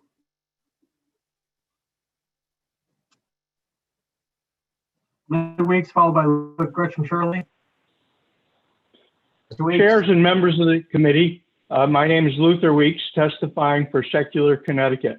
We represent the interests of the 42% of Connecticut voters that are non-religious. HB 5654 would require all state agency forms, applications, and methods of identification to be updated with a non-binary gender option. We applaud that. Yet the scope should be enlarged to make oaths in such forms and applications comply with the U.S. Constitution. A little history. The U.S. Constitution prohibits a religious test for public office. Other provisions in the First and 14th Amendments also prohibit discrimination on the basis of religion or non-religion.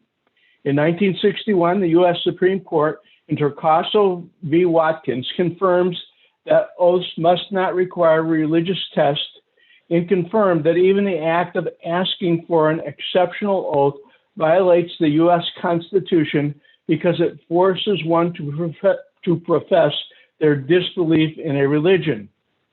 Connecticut has 21 oaths detailed in statute. In 2002, several were changed to universal oath, leaving just 6 as U.S. unconstitutional. For several years, we've been advocating, just a second, I got an alarm here, I'll get it off.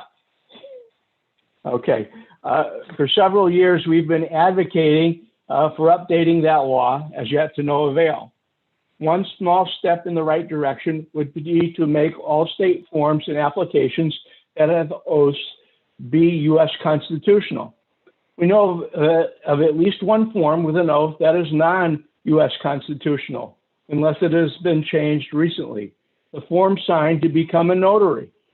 We know of an instance, which shall remain anonymous, of a person waiting weeks for the state to come up with an alternate form while she tried to hold off her boss, who was upset that she was not complying with a simple requirement of her job. For whatever reason, she wished to avoid disclosing her non-religion to her employer. We know of one Connecticut form that is U.S. constitutional in defiance of the Connecticut law, appropriately so. That is the voter registration form, including the online voter registration system. Hats off to whichever Secretary of the State was responsible for that. Please take this small step to make the Constitution state just a bit more constitutional. Thank you. Mr. Weiss, it's good again. Any questions for Weeks? Seeing none, thank you for today, sir. Good to see you. Thank you for being here. Thank you all. Next, we'll leave with Gretchen, followed by Colin Dawkins. Hi, thank you very much, Yeah. Representative. Good to see you. Can you hear me? Yes, please continue. All right, thank you. Thank you, Representative Fox and Senator Flexer and members of the committee. My name is Luba Gretchen Shirley, and I am the founder and CEO of the Vote Mama Foundation. I'm also the former congressional candidate that Commissioner Ellen Weintraub was speaking about earlier. I ran for Congress in 2018, and my children were 1 and 3 at the time when I launched my campaign. My mom was a school teacher. She would come home every day at 3:30 and watch my children so I could head out on the campaign trail, but I had them with me every day. I would literally be giving speeches with an infant in the baby wrap, during call time with a toddler running around and putting hair clips in my hair. And it was an interesting schedule, to say the least, to juggle a congressional campaign with 2 small children. And it was unsustainable. And what was even more unsustainable was being able to pick up the cost of childcare after having given up my salary to run for Congress. As you know, running for a federal office is a full-time job, and there is no salary to do so. There is a very real reason that we have so many millionaires in office and so few working mothers.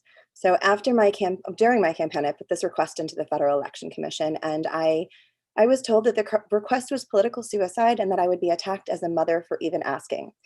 And to my surprise, the Federal Election Commission said yes. It was a unanimous bipartisan decision, and it changed the way that people run for office. Since my campaign, I launched the Vote Mama Foundation.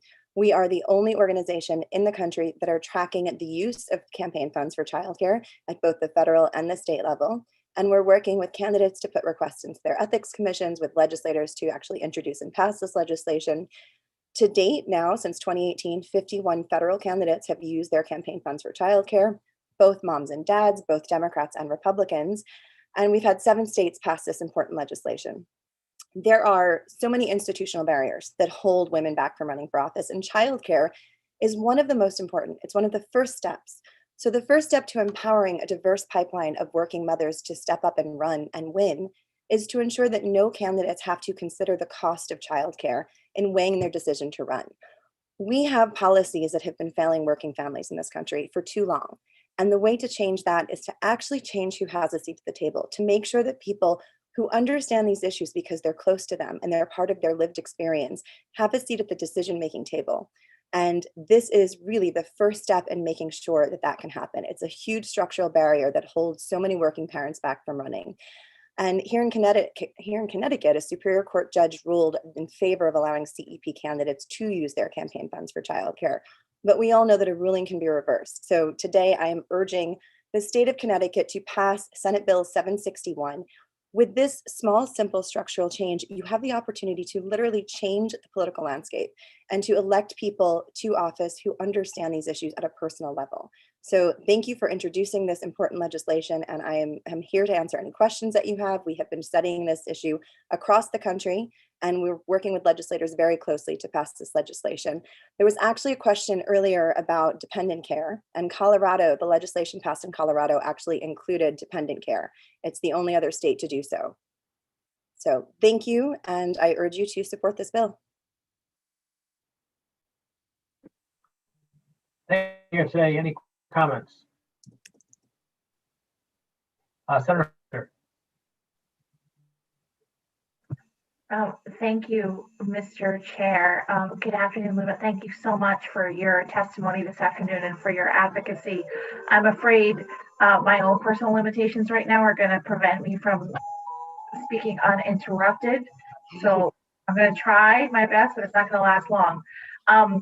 Can you just talk with us a little bit more about how many states have this, and in your perspective? I mean, thank you so much for your leadership in advocating for this change at the federal level when you did. And can you talk about how that change has shifted the landscape for candidates at that level? It's made a huge difference. So at the federal level, there were actually 4 men in the past who had this approved. And it was usually if they wanted to bring their wife to a campaign event and they needed to hire somebody to watch their children. And there were always one-off instances. I was the first candidate to actually receive federal approval as a whole to use campaign funds during my campaign. And it really has made a difference in terms of who runs for office. If you look at our federal candidates, people who use their campaign funds for childcare who were first-time federal candidates, we're talking Representative Katie Porter, Representative Nikema Williams, Representative Ilhan Omar, and Jahana Hayes. They're 4 first incredible women who are now in office, and campaign funds for childcare helped them get there. And that has made a huge difference at the federal level. And at the state level, we've now seen 66 state candidates who are using their campaign funds for childcare. And it's both men and women and Democrats and Republicans. And at the state level, it really has a lot of bipartisan support. We're talking 4 of the 7 states that have actually passed legislation have both Democratic and Republican co-sponsors. So what was the second part to your question? I just want to make sure I got all of it. I think you did. I asked about the landscape at the federal level, and then the way the change, what states have done this sort of thing, and the change you've seen there. Yeah, it changes who runs for office. So we've actually looked at, so it's New York has passed this legislation, Colorado, Utah, Minnesota, New Jersey, California. And there has been a lot of bipartisan support for this. And when you look at who steps up and runs, I can't even tell you how many mothers that I've talked to who weren't even considering running for office. But when they saw that my ruling in 2018 actually allowed for the use of campaign funds, they said, wait a second, I can actually do this. Because when you consider running for office, you're giving up your salary to run, especially at the federal level, sometimes at the state level. But at the federal level, you have to take a year to 2 years off of your life to run. Very few people have the ability to do that and still pay their school loans and their mortgage and their bills and childcare on top of that on one salary. And this is why you end up having so many millionaires in Congress and so many people who don't understand why do we need affordable childcare? Why do we need things like paid family leave? You need people who get those issues personally in office. And it's made a huge difference in who has decided to step up and run. And it's interesting, if you look at the percentage of funds used in the 2018 cycle, it was 10% of the funding was used by Republicans. And in the 2020 cycle, it's gone up to 30%. So there is even more usage by Republicans. It's increasing because they're understanding that this is an issue that really breaks down barriers to let working people run for office. 73% of the funds at the federal level have been used by women, 45% by people of color. This makes a difference into making sure that we actually have a diverse group of people who step up and run. It allows people who might not have been able to before to now step up and run because they can raise the funds that they need. You know, my babysitter was a member of our staff. So there are so many people who aren't able to afford childcare and choose not to run for office. It's impossible. So when I got this approved, we hired a babysitter and she was paid on staff the same way my campaign manager was, the same way my finance director was, and she was just as integral to me running that campaign as any other member of my staff. Thank you for that. And I think in this conversation this afternoon, you've introduced something I think it's really important that when we've talked about this issue over the last couple of years, hasn't been the focal point. It's been a lot about parents and mothers in particular. But what you're talking about with regard to people with different incomes, right? And how Congress is filled with millionaires, and millionaires are fine. There's some really great millionaires that are serving us in Congress, but it isn't often that we have, you know, a large proportion of that membership be people of lower income. And is there any entity that looks at, you know, whether it's by the ethics reports that members of Congress have to fill out? I mean, there's not really much you can see about the income of state legislators, but you know, any anecdotes that you have about how that has made a difference, how we're seeing people of diverse economic backgrounds step up and be able to run and potentially serve? I don't have specific data on this people's salaries, but I can tell you anecdotally how many parents I've talked to who have stepped up and run since 2018 that said there was no way they financially could do it, but this ruling made a difference for them. And I mean, exactly what you just said there, you know, millionaires are fine, but there are so many millionaires who aren't understanding certain issues. So you take the pandemic right now, you know, 2 million women have lost their jobs, have left the workforce, been pushed out of the workforce during this pandemic. And you look at the pieces of legislation and the people who've really been pushing for it. Childcare was always a crisis in this country. And now people are finally understanding what an economic crisis it is. And when you have more people who understand how difficult it is to pay for childcare in office, we might pass things like universal childcare. We might actually pass things like paid family leave. We have the childcare crisis. We lose $57 billion a year in this country before the pandemic because of the lack of childcare. So getting people into office who have lower incomes, who understand how difficult it is to pay for childcare and to juggle those costs, you start to have people. I mean, you look at some of the moms that we've supported running for office. So many of them, once they're in office, are actually introducing legislation around childcare and making it more affordable so that more people can access childcare. Because women are being pushed out of the workforce. It doesn't make financial sense for some to go back to work and also pay for the cost of childcare. And half of Americans live in childcare deserts. So even if they can afford it, they might not be able to access it. So changing who has a seat at the table will actually affect the policy that we see later. But unfortunately, I don't have the specific salary data. I can just tell you anecdotally, so many people have decided to run because of it. Now that's helpful to hear. And I can't imagine that anybody has an actual study of this sort of thing, but it makes a big difference. I could go on, but I've got some background noise here that I will. I understand the background noise well. But thank you so much for your testimony today and for your advocacy on this. Thank you, Mr. Chair. Thank you, Chair. Commissioner Francesco, the floor is yours. Thank you, Mr. Chairman. Thank you so much for coming in for your testimony. If you don't mind me asking, how do I pronounce your first name? Luba. So Luba? Luba, yep, perfect. Okay, thank you. Just 2 quick questions, just wanted to get some information. And because you're experienced and you have been through this, would you kind of, and I know this is a really broad question, so I apologize. what is the average cost for childcare during a campaign? I know it's hard to answer, but I'm just trying to get some sort of an idea. It depends where you are. I mean, if you're in DC and the cost of full-time childcare is $28,000 a year. So it depends if you need part-time childcare, it depends what office you're running for. I mean, we hired our babysitter part-time because my mom was still able to watch my children in the afternoon. So we hired a babysitter, we paid her $22 an hour on the books with the rest of my staff, and she worked 5 hours a day. And then I took the children for a little while, and then my mom had them in the afternoons and evenings.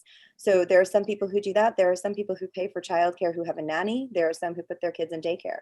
So the average cost for many places for childcare is $28,000 per child in a childcare center in larger cities. In smaller cities and more rural areas, it's much less expensive. So it's difficult to really answer that, but it's very it is. And through you, Mr. Chairman, I agree. And as I said, it is a broad question. It all depends on probably what a candidate puts into their campaign. To determine what their cost is going to be. I was just trying to get some sort of an idea. Would you think that there should be a cap on how much money can be spent through the program for that service, for paying for childcare during a campaign? Through you, Mr. Chairman. You're asking the chairman. Please continue. Oh, me or okay? You, yes. My perspective on this, and I can tell you this. You don't want, I don't think there should be a cap, because I think when you run for office, you want to spend the least amount of money of your ability, like what you can spend for your campaign on childcare. Because frankly, you want to spend that money to win your campaign. No one decides to run for office because they want free childcare. They run for office because they want to get into office, they want to win that campaign, and they want to change legislation. So I mean, if you're running for office, you're looking at what you're spending your campaign funds are. Do you hire an extra field organizer, or do you hire a babysitter? An extra field organizer might go out and knock on more doors, but if you hire a babysitter, you can go out and knock on those doors and talk to your constituents yourself. So I think by anybody running for office, just the thought that they're putting all of their time and effort into stepping up and running, they don't want to spend that money on childcare. They want to spend it on their campaign. So I don't think you need to put a cap on it. I think the ability to want to win your race is what puts a cap on it. You only spend what is absolutely necessary. No, I agree. And the reason why I asked you that is because we have a cap on what we can pay, say, a treasurer, for example.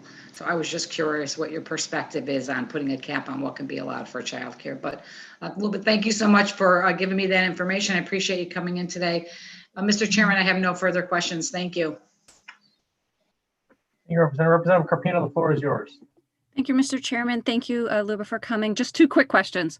I appreciate you talking about bipartisanship and how this impacts folks. And then I went to your website, Vote Mama. It seems to say that it supports Democratic moms. Is that only? And then there's a whole host of candidates. So does that mean that your organization only supports Democrats, or am I misunderstanding? So we have two organizations. We have the Vote Mama Foundation, and then we have a PAC. So our Vote Mama Foundation, completely bipartisan nonprofit. So if you go to votemamafoundation.org, that is our organization that works on campaign funds for childcare. Okay, our then PAC is completely separate. Sure. So is the PAC then supporting only Democratic women? The PAC supports only progressive mothers, yes. Okay, but it says Democratic, and there are actually some Republican women who have some progressive views, so I'm going to be pretty specific. Are you only supporting Democrats through the PAC, Vote Mama? We only support Democrats, and we have supported people on the Working Families Party line. Great. And are you a staff member at the PAC? I am a staff member across our foundation and our PAC, yes. Great. Thank you very much for helping put that in perspective. Thank you, Mr. Chairman. I have no further questions. Thank you, Representative. Any further questions or comments? Seeing none, thank you for being here today. Appreciate your advocacy and your time with us. Appreciate your insight into this issue. Thank you.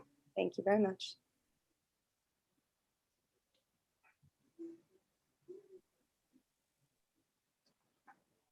Next is Colin Dawkins, followed by Caitlin Clarkson Pereira. How you doing, Mr. Chair? Doing well. How are you? I'm all right. Thank you very much. Well, and thank everybody from all the policymakers and lawmakers. I appreciate you guys taking your time out to have me explain myself. I'm calling on behalf today, not really 6209, but I'm willing to vote for that, to saying, yes, I would like to see that happen.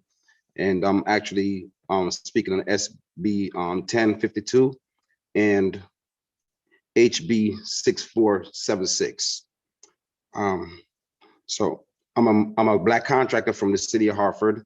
And so I read what I wrote the last time I sent this over. My name is Colin Dawkins. Black leader, Congressman Larson, say, get yourself in trouble, but good trouble, as long as it's about your people. I have been in the construction industry from 1993 as an apprentice in the Carpenters Union and worked my way up to a journeyman to become one of the best in my industry. As a journeyman, it was not able for me and anyone that was in my trades that was able to work as a journeyman to feed their family. At the time, I have a wife, 3 kids, and I'm still married with 3 kids and 4 grandkids.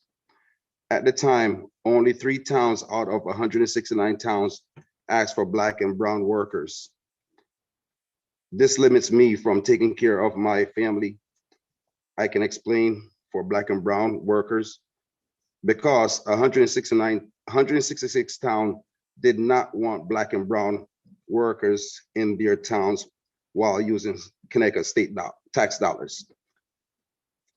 There's a discrimination in our policy and laws when it comes down to minority that is Black and brown. I do not refer to minority anymore because minority does not capture the essence of the struggle of a Black and brown person, especially in construction in Connecticut. For over 14 years, I have been coming to the legislature building to ask for a change in the laws and policy in construction for Black and brown contractors and workers. The more we ask for help, the more the policies change in the laws and keep pushing us out of a program Connecticut put in laws for Black and brown people in construction. The contractors who benefit from this program are not Black and brown people. This is institutionalized racism. Martin Luther King said, law and order exists for the purpose of establishing justice. I'm going to explain what a SMWBE stands for in construction. The S is for small business, meaning the value of the size. Today is $20 million.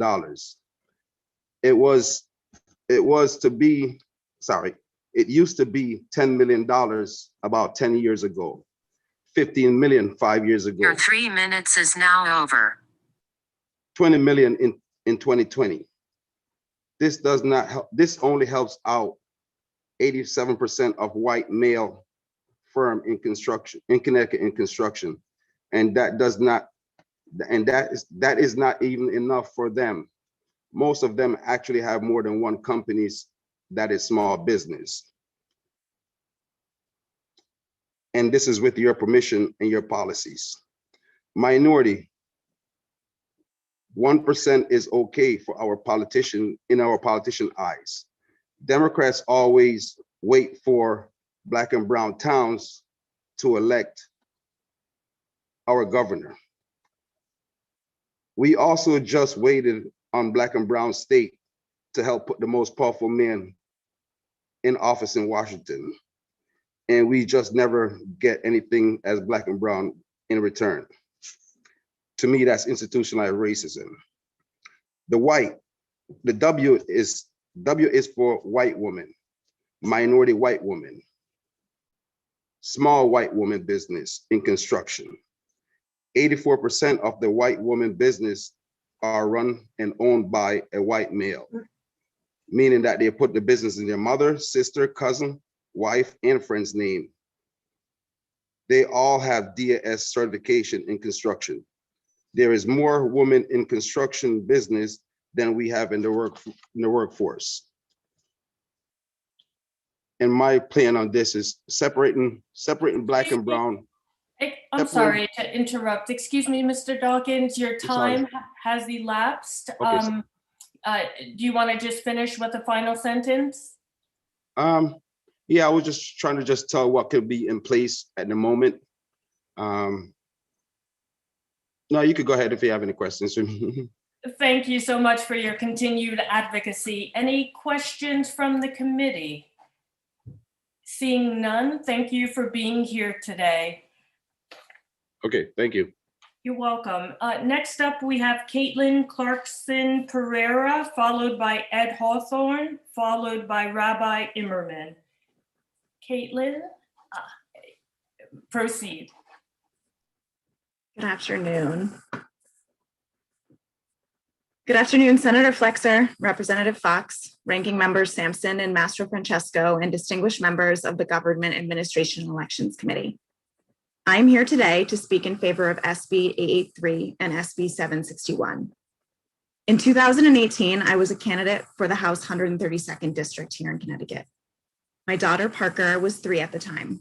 In July of that year, inspired by the Federal Election Commission ruling in favor of New York congressional candidate Luba Gretchen Shirley's ability to use campaign dollars for childcare expenses and the need for someone to be with Parker while her father was traveling for work, I asked the State Elections Enforcement Commission about doing the same for my campaign. In their response, which compared asking for care for my daughter to a candidate asking to have their tires replaced because of wear and tear suffered while driving to campaign events, I was told no.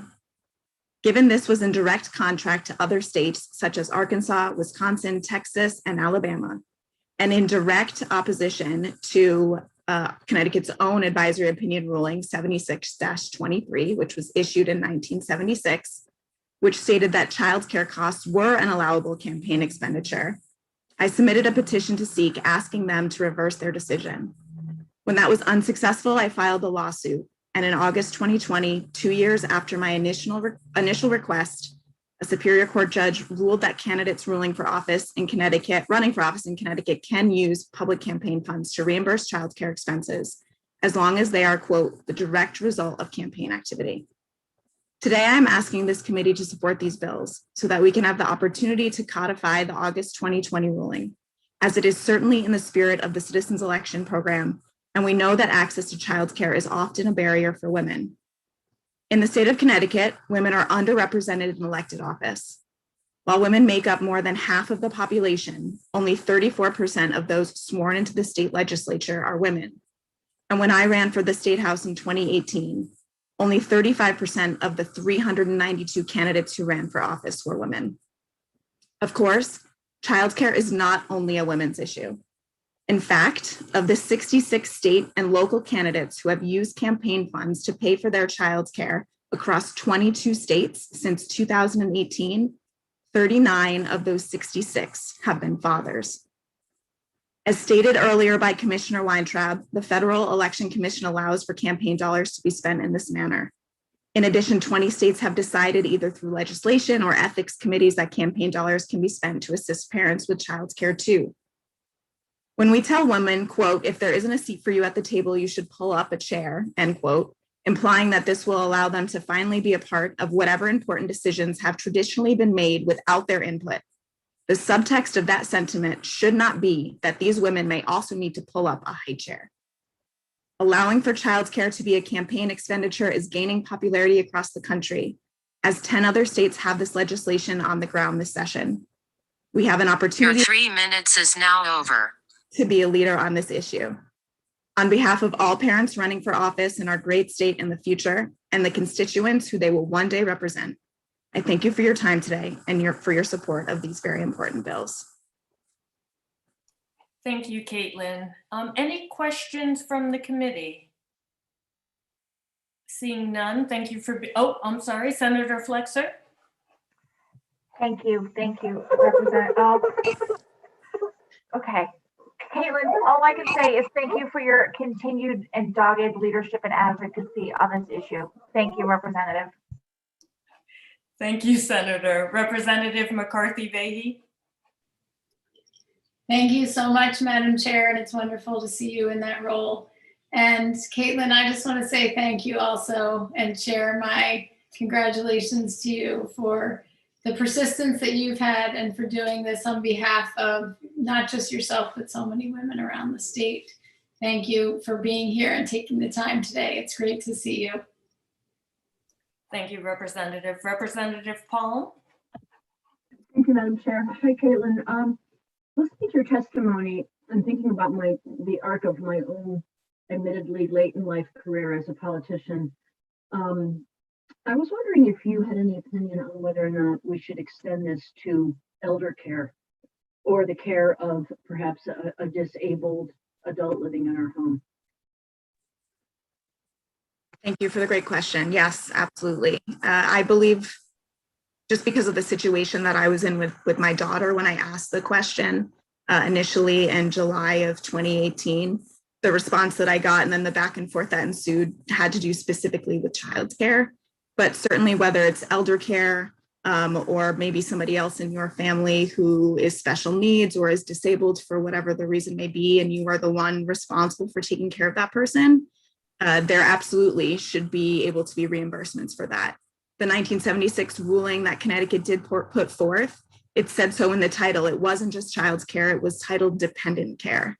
And unfortunately in my campaign, my own mother was gravely ill. She suffered a stroke and spent the last couple of months of the campaign in the hospital and unfortunately passed away a couple of days after the election. And so I don't think you're going to find anyone more supportive of including everybody who might need care in your family, not just children, than me. So, and I would be happy to do whatever needs to be done to make sure that that is also the case, that we can include as many people as possible. Thank you so much for that. And I'm sorry, that must have been a terribly stressful time. I know that as the primary caretaker of both my mother and my mother-in-law, had I not had a very feminist husband, I wouldn't have been able to run for office because he did the caretaking so that I could run until they both died. So, thank you for your heroic efforts on behalf of parents always. And I don't know if you caught Senator Winfield's testimony earlier, but we certainly need to include all the responsible and wonderful fathers who would also benefit. Thank you. Thank you, Madam Chair. Thank you, Representative. Seeing no further hands, thank you, Caitlin, for being here. Next up, we have Ed Hawthorne, followed by Rabbi Immerman, followed by Douglas Hausladen.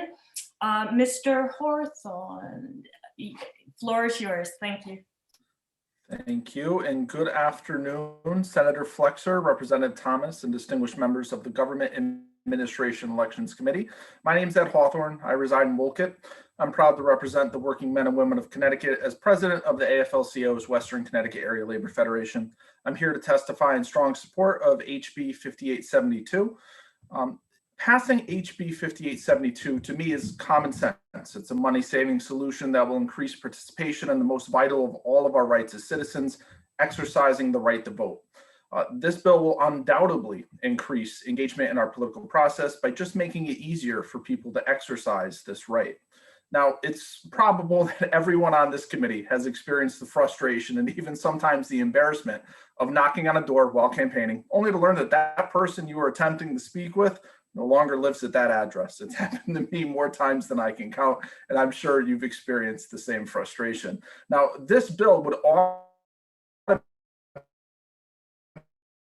the process of bringing our election system in entry.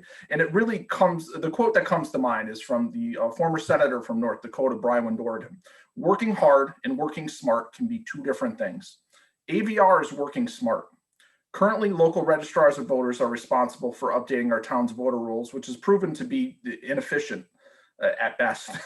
Our local registrars lack the resources in the support system to effectively maintain these voter rolls.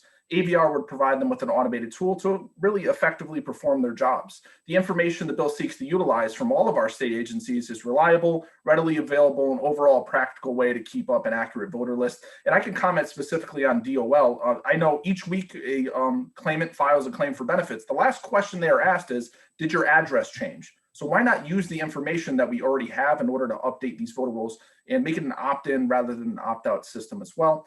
I urge you to expand automatic voter registration beyond the DMV to all state agencies as the Secretary of State deems appropriate. I thank you for your opportunity to testify on this beautiful Friday afternoon, and I'd be happy to answer any questions that committee members may have. Thank you, Mr. Hawthorne, and thank you for that painful reminder of knocking on the door and finding out they moved. Any questions from the committee? Seeing none, thank you so much for your time. Enjoy the rest of the day in the sunshine. Thank you for being here. Thank you. Stay safe, everyone. Thank you.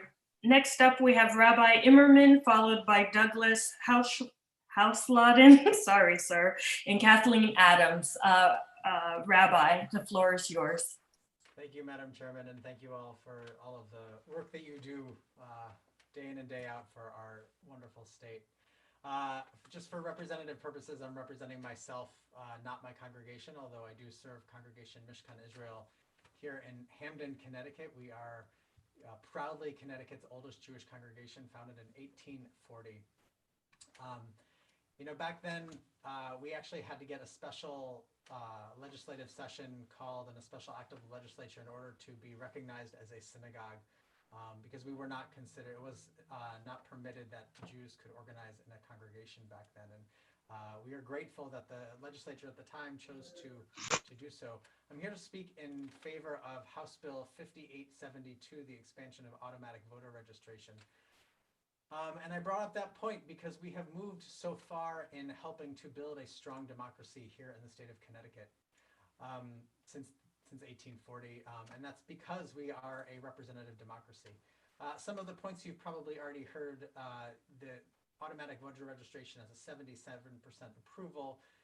As our last person just noted, it'll save a lot of money, it will enhance election security and a lot of time.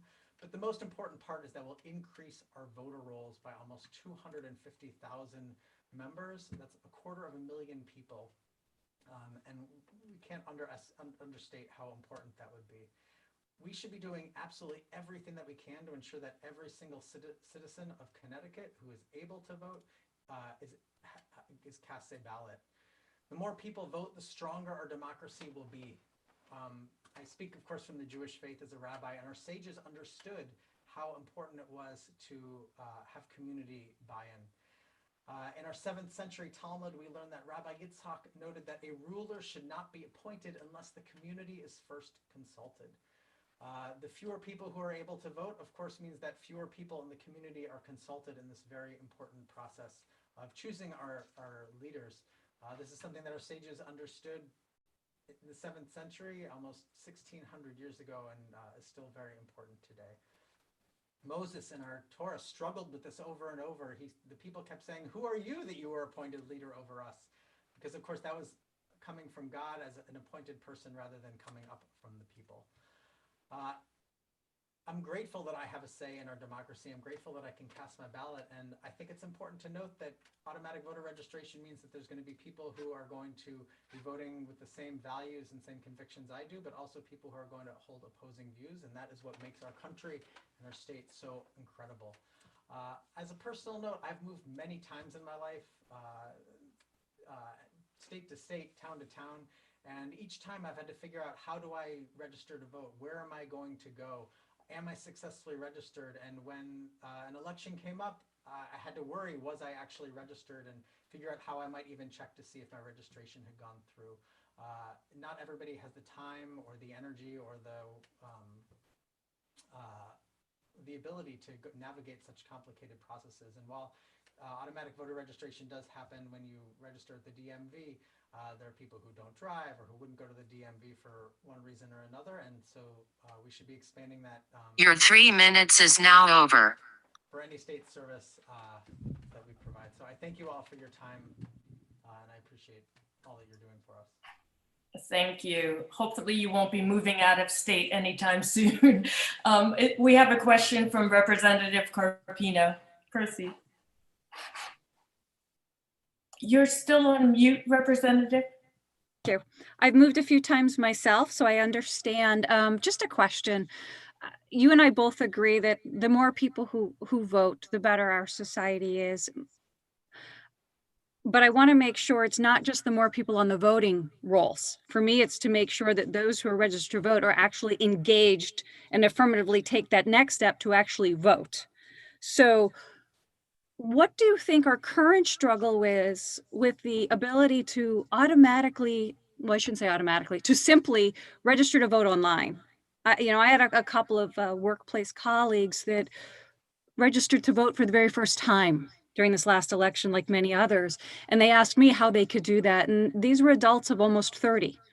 And I just said, hey, here, let me show you the website. And that was so easy for them to do. And we're all so tied to our mobile devices. We're past tablets and laptops. So do you have any insight as to why folks don't utilize that option currently? I don't have any insight into that, but I do believe that the easier we make the process, and the next step, of course, then for us to have a conversation about how to make Election Day a holiday and to provide transportation and to expand polling centers so that it's such as automatic mail-in ballots across the board to make it easier for everybody to vote. Thank you. I appreciate that comment. Thank you, Representative. Thank you, Representative. Seeing no further questions, thank you, Rabbi. Enjoy the rest of your day. Thank you. Thank you very much. Next up, we have Douglas Houseladen, followed by Kathleen Adams. Is Douglas here? It looks like you're still muted. Douglas, are you here? If not, I'll move on to Kathleen Adams and then we'll go back. Is Kathleen here? Hi. Ah, I see. There you are. Perfect. You have the floor. Okay. Senator May Flexer, Representative Dan Fox, Senator Rob Sampson, Representative Gail Mastro Francesco, and esteemed members of the Government Administration and Elections Committee. I would first like to thank you all for allowing me to testify today. I know it has been a very long day. My name is Kathleen Adams, and I am a sophomore at Trinity College and an intern at Conberg. I am here today to stress the importance of expanding automatic voter registration beyond the Department of Motor Vehicles to other state agencies. Doing so will save taxpayer money and also increase voter participation in our democratic process. House Bill 6578 codified AVR at the Department of Motor Vehicles into state law. This was a great first step. Now, however, with House Bill 5872, AVR must be expanded to also include the Department of Social Services, Husky, Access Health Connecticut, state colleges and universities, and other state.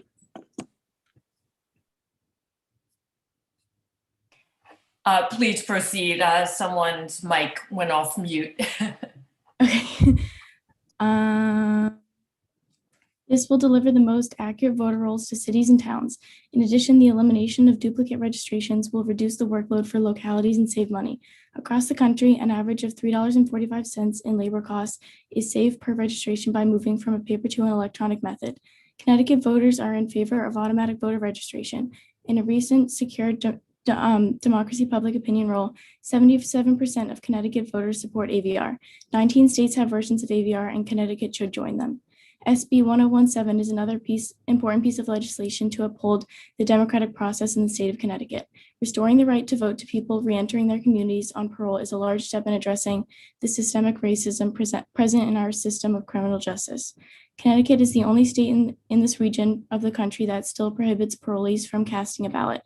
Felony disenfranchisement laws were enacted after the Civil War as a way to stamp out Black political power. In Connecticut, those on parole are largely concentrated in communities of color. Thus, continuing this practice disproportionately impacts Black and Latino residents and decreases the voting power of the communities in which they reside. As a new voter, the importance of giving people from all age groups and all demographics easy accessibility to voting has become more and more apparent to me.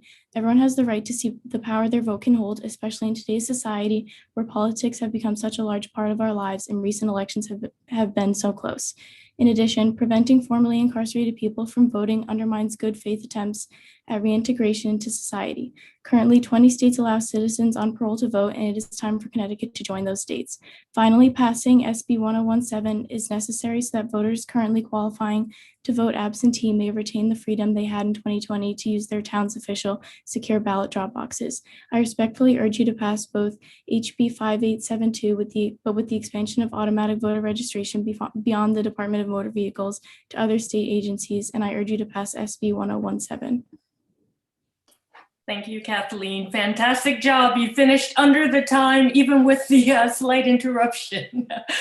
Any questions from the committee? Seeing none, you are free to enjoy the rest of your day. Thank you for hanging in there with us, and thank you for your advocacy. Thank you. You're welcome. Next up, we have Douglas Houseleden. Please correct me if I'm saying it wrong. You have the floor, sir. Thank you, Representative Thomas. That's a terrific pronunciation. I appreciate the effort. Dear Senators, May Flexer, Representative Fox, Senator Sampson, Representative Mastro Francesco, and esteemed members of the Government Administration and Elections Committee. My name is Doug Houseleden. I'm a voter from New Haven, Connecticut. Passing HB 5872 is extremely important to me because of expanding automated voter registration beyond the Department of Motor Vehicles to other state agencies. It's a common sense reform that saves taxpayer money and helps increase democratic participation. I applaud AVR as it is happening now, the DMV, but codifying that into state law is only the first step. We must also expand AVR to the Department of Social Services, Labor Department, Department of Emergency Services and Public Protection, the Connecticut Health Insurance Exchange, and other such appropriate offices and agencies as the Secretary of State shall designate in accordance with the National Voter Registration Act of 1993. I do not believe that we should be restricting access to participating in our experiment of democracy. I also question the reason and logic of anyone trying to restrict voting rights rather than expand them. As a former alder in New Haven, representing about 4,000 people in downtown and surrounding neighborhoods, I've experienced helping registering veterans to vote after losing all their personal belongings due to personal tragedy. These experiences and so many more as being elected representatives stress the importance of expanding the franchise rather than restricting it. We need to lower the barriers and bring more people into our civic conversations and not have fewer.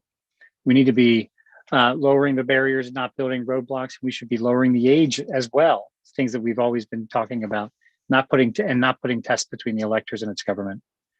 AVR and automatic voter registration will enhance the security and integrity of our elections by eliminating outdated addresses and duplicative registrations through an automatic process, which will deliver the most accurate voter rolls to cities and towns. Eliminating duplicate registrations significantly reduces the workload for localities that should be susceptible to confusion on election day. Ultimately, 77% of Connecticut voters support automatic voter registration. I urge you to pass HB 5872, and thank you so much. I'm available for any questions as needed. Thank you for being here. Any questions from members of the committee? Seeing none, that means you can enjoy the sunshine. Thank you so much for your testimony. Next up, I don't see number 30, Susan Eastwood, or number 31, Melinda Tuhus.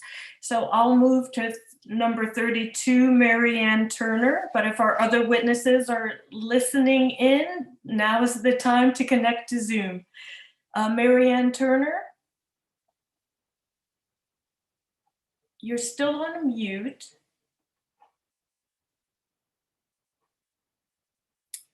Ms. Turner, are you with us?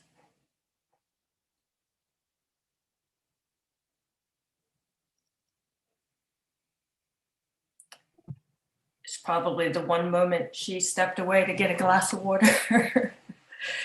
Madam Clerk, any? Hello, Ms. Turner, welcome.